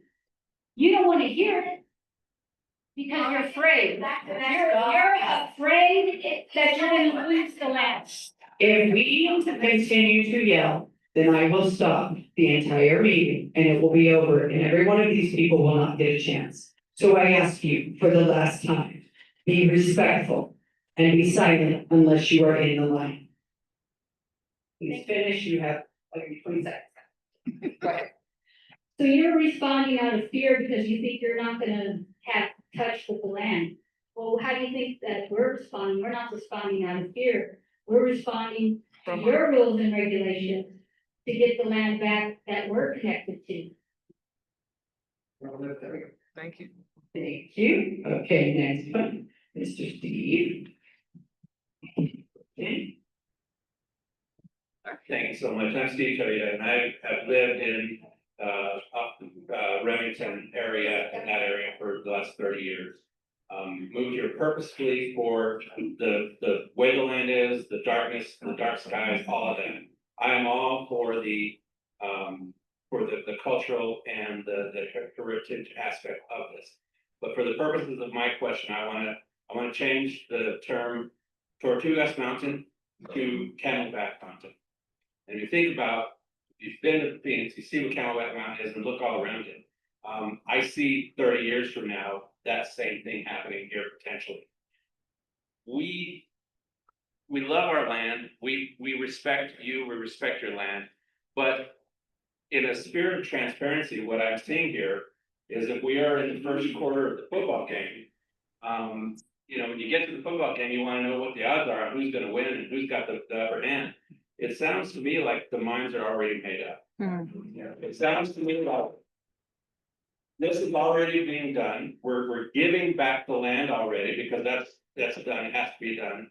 And although amphitheater is not on the plan, it's already being seriously entertained.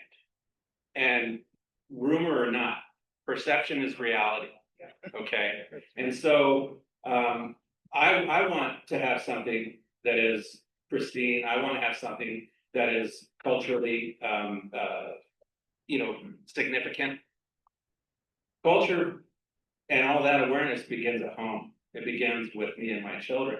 But I want to be able to make sure that if you look at Rinconada Walmart, that's great, that Walmart rolled up there, but what all happened all around that? Now, as an economic development driver, that's great, that happens. I don't want to see that here. I don't want to see a crazy development. I don't want to see a bunch of things happening. I want to see the land staying the way that it is, and a place for ceremonies, a place for cultural heritage, a place for cultural sensitivity. I'm all for it. Thank you.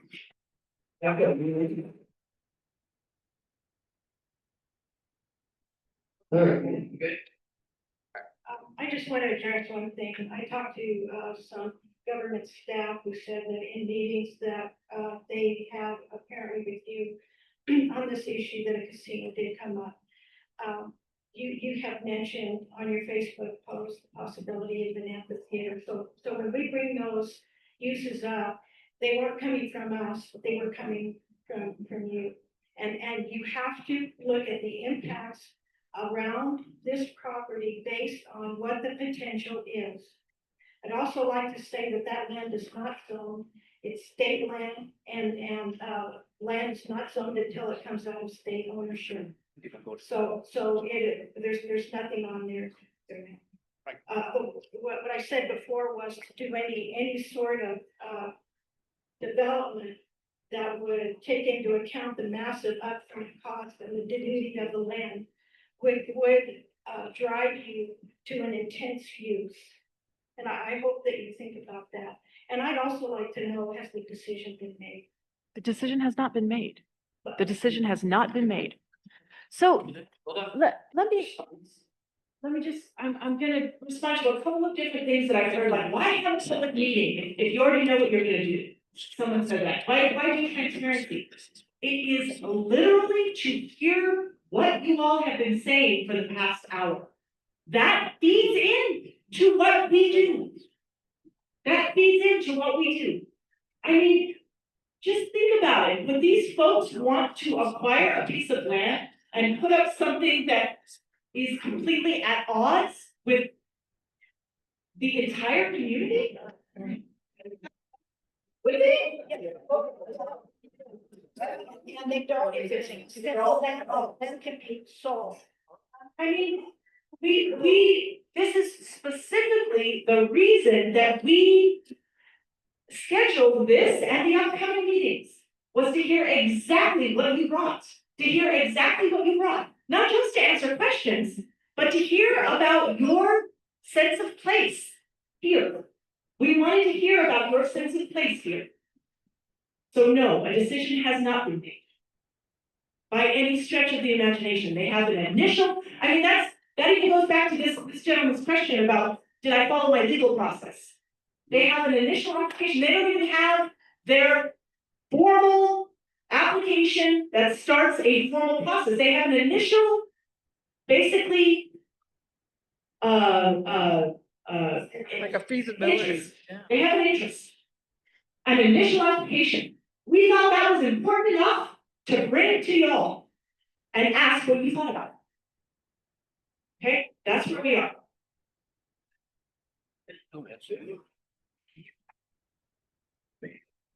I'm Julie, and I live up in the neighborhood, and from my house, I can see the whole thing.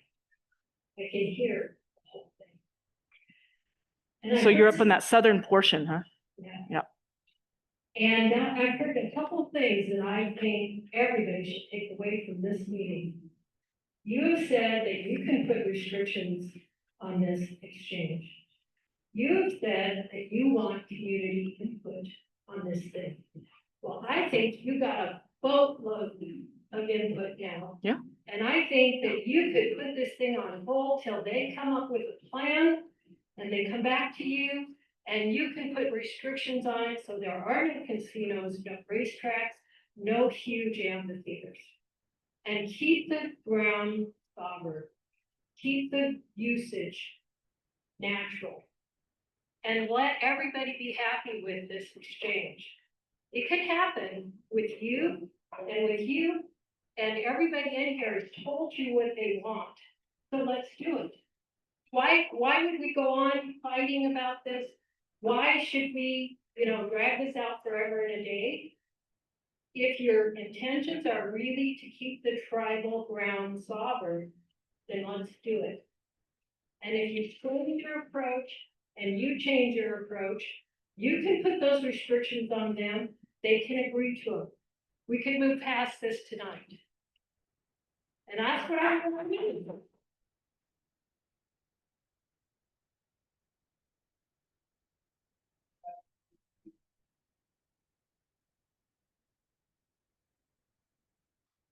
My name's Olga, and listening to everybody here talk tonight is really interesting. First of all, the heart is way behind in front of the horse. Way, if it may be the horse, yeah. I don't think there's a horse. But anyway, I just wanted to say, you know, you want to preserve the land, you want to preserve the land. All I see is you tearing up Talbrook, or I don't know, I'm sorry, I don't know, Los Alturas is very good. I know Talbrook, and I know about the doctors and the university people living in their $1 million homes on that side, because I've been in a few of them. So you're not only tearing up that area, you're tearing up that area, you could be tearing up Sonoma Ranch, and you could also be tearing up Baylor Canyon Road to bring everybody from Rio Doso and Mescalero into whatever you develop. So it's not just your preservation of the land, it's ours too. You're cutting across Sonoma Ranch, you're cutting across Telbrook, you could be cutting across Taylor Canyon Road. Last year, we were fighting Curry Brothers because they wanted to build in Talavera in our area, 150 homes. We said no. That's good And we're information saying for us no. to have. That's good information for us to have. So that's, you know, I know we love driving, you know, we love the mountains. When you pointed out was peaks, I didn't know that. That was very interesting. As far as the Tiwa Indians, I'm very naive and ignorant on that too. But I know that they have their December ceremony coming. They have no parking. Why are we not concerned? Why are we not concerned helping the Tiwa Indians and Tortugas to have their ceremonies a little more developed and publicly interested? That's a good point. The other thing too I want to ask is, when is the county or city going to attend one of these meetings to tell us what kind of costs they're looking at that we're gonna have to pay? Because there's gonna be tax money, not for that land, but for the highways there will be. Thank you. Thank you, Dave. Okay, there you go. Okay, a couple of questions. One thing about the FAQs, they always seem to never answer this question. Oh, sure. They make more questions. Well, give us some But feedback and we'll improve them. anyway, my question is, if it's fee simple, can it be sold to a developer, built residential? Yes, absolutely. It's like a, Totally private. that's right. And they will pay taxes on it. That's right. Like any private land. If it becomes sovereign land, they don't pay taxes anymore, is that correct? That's correct. Unless it's a non-Indian property. That's right. Constructed, right, does that make sense? So if let's say it becomes sovereign land and a data center wants to build there, the state can't do anything about that. No. We could build it, you could build a data center and there would be no property tax collected on that investment. No. The other comment then is, when this came up, I kind of had to look at, you know, when they talked about ancestral land and you showed the map and everything. And it's apparent that most all of New Mexico, the Apaches and many tribes before and after used had land in New Mexico or traveled through New Mexico or whatever. But so, and then there's timelines of which bands came down from the north, et cetera, pre-European. So, but I thought about, it came up with a lot of other bands and tribes and different Native American groups that you learn about. And I guess it made me think this would be a great place for the county and the state we don't have very many state parks in the south of New Mexico, very few, especially in Las Cruces. It would be a great place for a state park where all tribes would be represented and have a cultural center, but keep the land for all the people that like to walk and hike and go into that. Thank you. Thank you.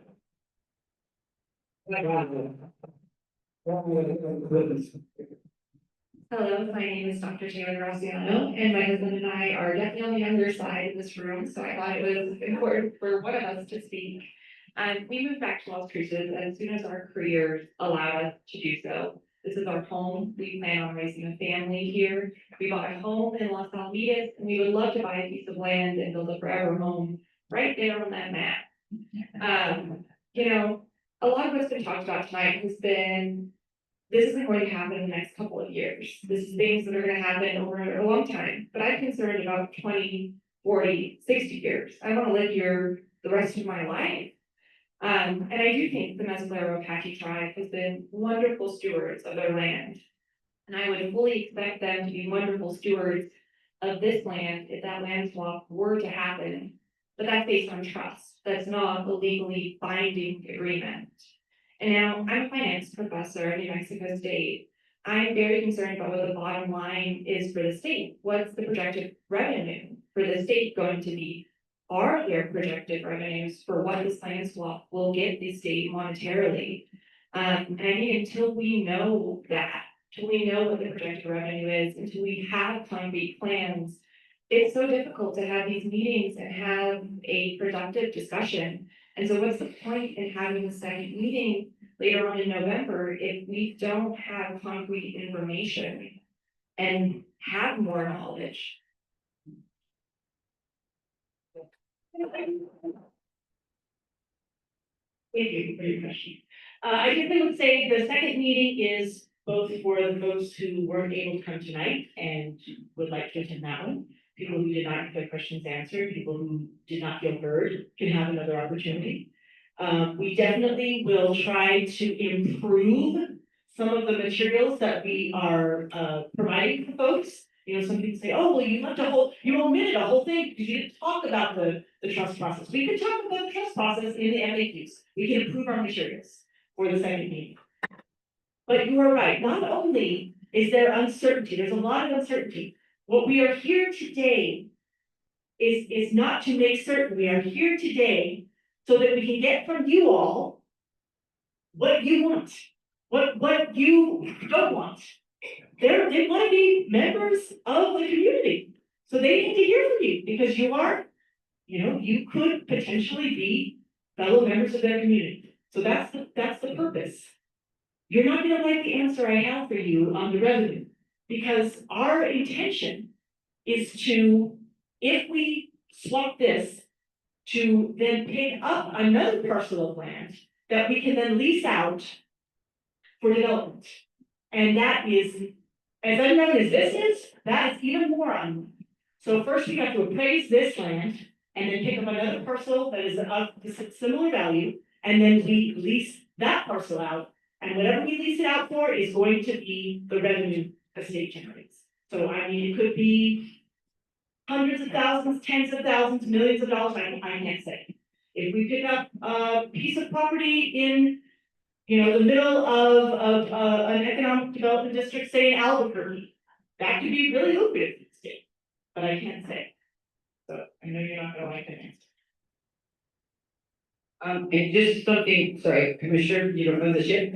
Now that we have asked to be in the larger room in the Tortugas room on the 24th, I do not have it available, so we need to talk about that. I just wanted to say that while I was sitting here and not thinking we moved it for some reason. We are smack dab in the holiday season at that point, and it changes a little bit. So we will discuss that, but I did not want you all to think like something sneaky happened behind the scenes. I just looked at my calendar. Well, you know how it goes. Been saying that the next meeting was gonna be the 24th. Yeah. Well, it was exposed to begin with, so let me clarify it, thank you. No, not at Centennial. They're both here. So they're originally booked for all of their meetings in here. By your turnout tonight, we want to make sure that everybody has a seat, that everybody can hear, that everybody can see the things. So that will be a discussion for the commissioner and her team to decide, do they want to come in here again on the 24th? Or would they rather push it back to get into the larger room? So I just didn't want you guys to see later that, something happened and you think it was weird. And Centennial High School has never been mentioned by us, so I don't know where that came from. Okay, I'm sorry. Yeah. Okay. Yeah, Robert, translator. So this entire meeting, you've been hearing the audience talking about all of the uncertainty, like, why are we even here? We don't know what's going to happen.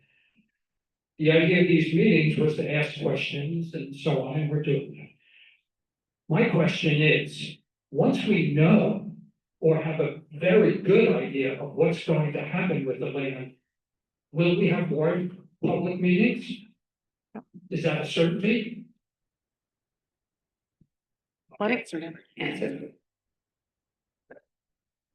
Again, as I stated earlier, once if the land transfer does go through, it is our commitment that we will engage the public for any future development. And if there's any future development, there's no guarantee. As I was trying to explain earlier, yes, it's state trust land, there's no zoning on it.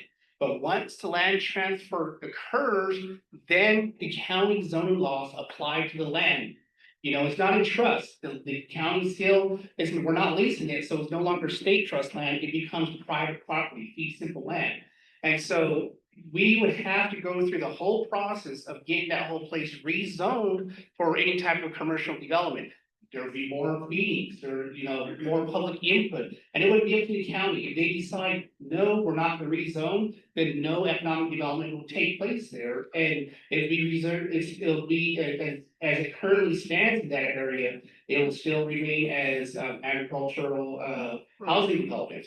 And so we would continue to have the open meetings to collaborate and have discussions as we move forward. But again, there's no guarantee on any type of development. I know that you guys want yes or no, tell us what you want to do, but we can't tell you that because we have no idea whether or not that land will be able to be rezoned. Can I just, Patty, I see Patty shaking her head. So it's been slightly misstated. Yes, there is no zoning required on state land. That is true. However, when we lease state land, it is a part of our lease.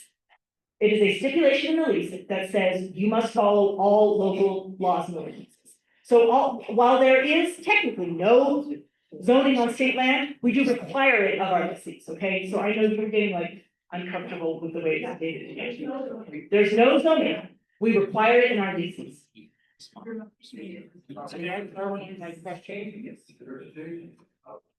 Clarification. I would just like to clarify my question.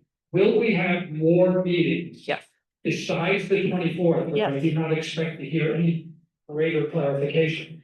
Will we have more meetings before the decision of the swap is made? Yeah. So the reason we asked you all to sign up and put your contact info in is because we would like to reach out to you and communicate next steps. So if we have a conversation after tonight and the 24th and we decide, oh, we're gonna do X, we would like to reach back out to you all and say, hey, we decided to do X. What do you think? Do you want to have another public meeting? Should we have another one? I mean, we are committed to continuing this to be a process. This is a public outreach process. This is not a check the box. We had a public meeting. Let's go and make our decision. We want this to be a dialogue. They want to be in community. So, yes. Okay, we have got 3 more people and then we're going to call the ball. Till Monday. Commissioner, the section I cited to you, from state law that requires you to, publish a notice, before any, final decision is made, requires that it contain a summary of the potential effects on the surrounding land. That's right. It does, you acknowledge that. I acknowledge that. But we've heard from the vice president and from the president that they have no plans for this land. And I don't expect they're gonna have any plans before this final exchange goes through. So you cannot statutorily comply with your duty to determine the effects of the exchange on the surrounding lands if they don't have a plan. You cannot do that. It's impossible for you to evaluate something that you don't know anything about. The sections I've cited to you of state law are unambiguous. There is no reason to interpret these statutes. They all say shall. And there's no distinction between an initial application and an application. There is an application. And that's what you're considering here. If you weren't considering an application, They don't have an there would be application. no reason for you to waive the fee. Applications contain fees. The state law requires that, you know that, your regulations state that. Your regulations state the requirements for an application, for the contents of an application, when that application is submitted. There is no initial application. This is an application of interest. It is an initial application. You're making that up. There's no rule that calls for that. There's no state law that calls. I know. So- There's no state law that calls for that. You're making that up. And because it's your desire to exchange these lands. Your own documents indicate in the memos that you wrote to the tribe that the state land office is facilitating this application. You don't facilitate something that hasn't been decided. Your own language, what they intend to do with this land. The president is on Facebook saying that an amphitheater is going to be used, is a proposed use. being That they propose use. Was being considered. Again, if you would like a response from our legal division, I can get that for you. Right. But I am not doing anything untoward, I'm not doing anything against any of the regulations and or statutes that govern the office, which, as you stated, are unambiguous. I'm not arguing with you. I am just letting you know that we are not at that phase. And if you want the entire process to be documented for you, if and when it is complete, I can do that. Everything that you just stated, we are not at that point, sir. The application requires a man. We are not at that point, sir. You just say that. Okay. We're only breaking this all. Hey, guys, you're almost done being paid. Come on, everybody's gonna get a gold star and a little Hershey kiss from you. I just want to say thank you. Thank you for having this meeting. Thank you for giving us the opportunity to let you know what our anxieties are about the unknown. And I want to thank the Mescalero tribe for coming all this way, facing sometimes hostile questions. You see the temperature of the room rise, the temperature go down. Thank you for listening to us. We hear you. We hear you, and we're thankful for this process and hope we can keep it civil and moving forward in a positive way. Wow. Right, bring up the end. I'm Jim Farrell. I live, my backyard is right into that, where you made development. Commissioner, I just want to let you know that you make this decision alone. You don't have to consult the legislature, the county commission, a board, nothing. This is your decision alone. And so I'm appealing to you, Commissioner, on behalf of many people who live in that area. We don't want any development. We don't want the land swap, which will lead to development. That's clear. That's very clear to us. We like it as it is. I have young boys, since they were born, we have gone there to hike, to bushwhack around the desert, the arroyos, to look for animals. I run there, I mountain bike there. We love it like it is. We love the dark sky. We spend a lot of time at night looking at the stars. They're incomparable in that stretch of development area of consideration. So we don't want a land swap. We think there's millions of acres. I love this Mescalero Apache. I really, really do. And I just think there's millions of other places, millions of acres of other places in the state that would be suitable and appropriate for many purposes. That area, we want it as it is. Very simple. And Commissioner, you're in your home stretch here of your 8 years as land commissioner, you were elected. You don't have to face up voters again. You don't have to answer again. So that makes me nervous and stressing us out about what's going to happen to, it's why we live there. Like it as it is, please don't do the land swap.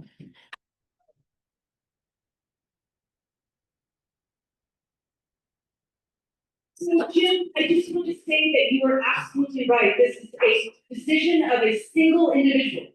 And that is the reason that we do this process. That is absolutely the reason that we do this process. Because my decision, whatever it is, has to be informed. And I want it to be informed by the people that are going to be impacted directly. And that is you all. So thank you so much for giving me time today. Please continue to engage in this process. Let people know about the second public meeting. Right now it's up in the air where it's going to be. But we will have it, posted. There is opportunity to give written public comment. Don't think it goes into a black hole. That is actually a portal that all of us pour over to look and see what people are thinking, what is giving them anxiety. Someone used a great word. I heard a lot of anxiety tonight. I don't want to cause you all anxiety. So I appreciate you all giving your time tonight and your thoughts, your experience, and your perspective. Thank you so much for being here. And we hope that you will continue in this process because it is so valuable for me. It's valuable for all of us, but ultimately it is valuable for me. Okay, thank you all. Thank you.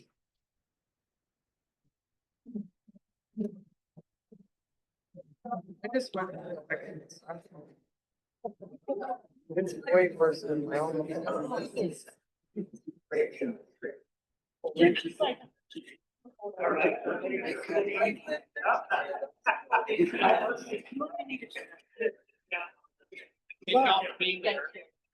I appreciate it. Thank you for being here. Thank you for being here. So then you. I know it's possible. That's why we've gone through a lot. When we first started logging all the way to the highway, editorials and Riadosa, what are those Indians? Now, what are they doing? They're Oh, girl, I mean.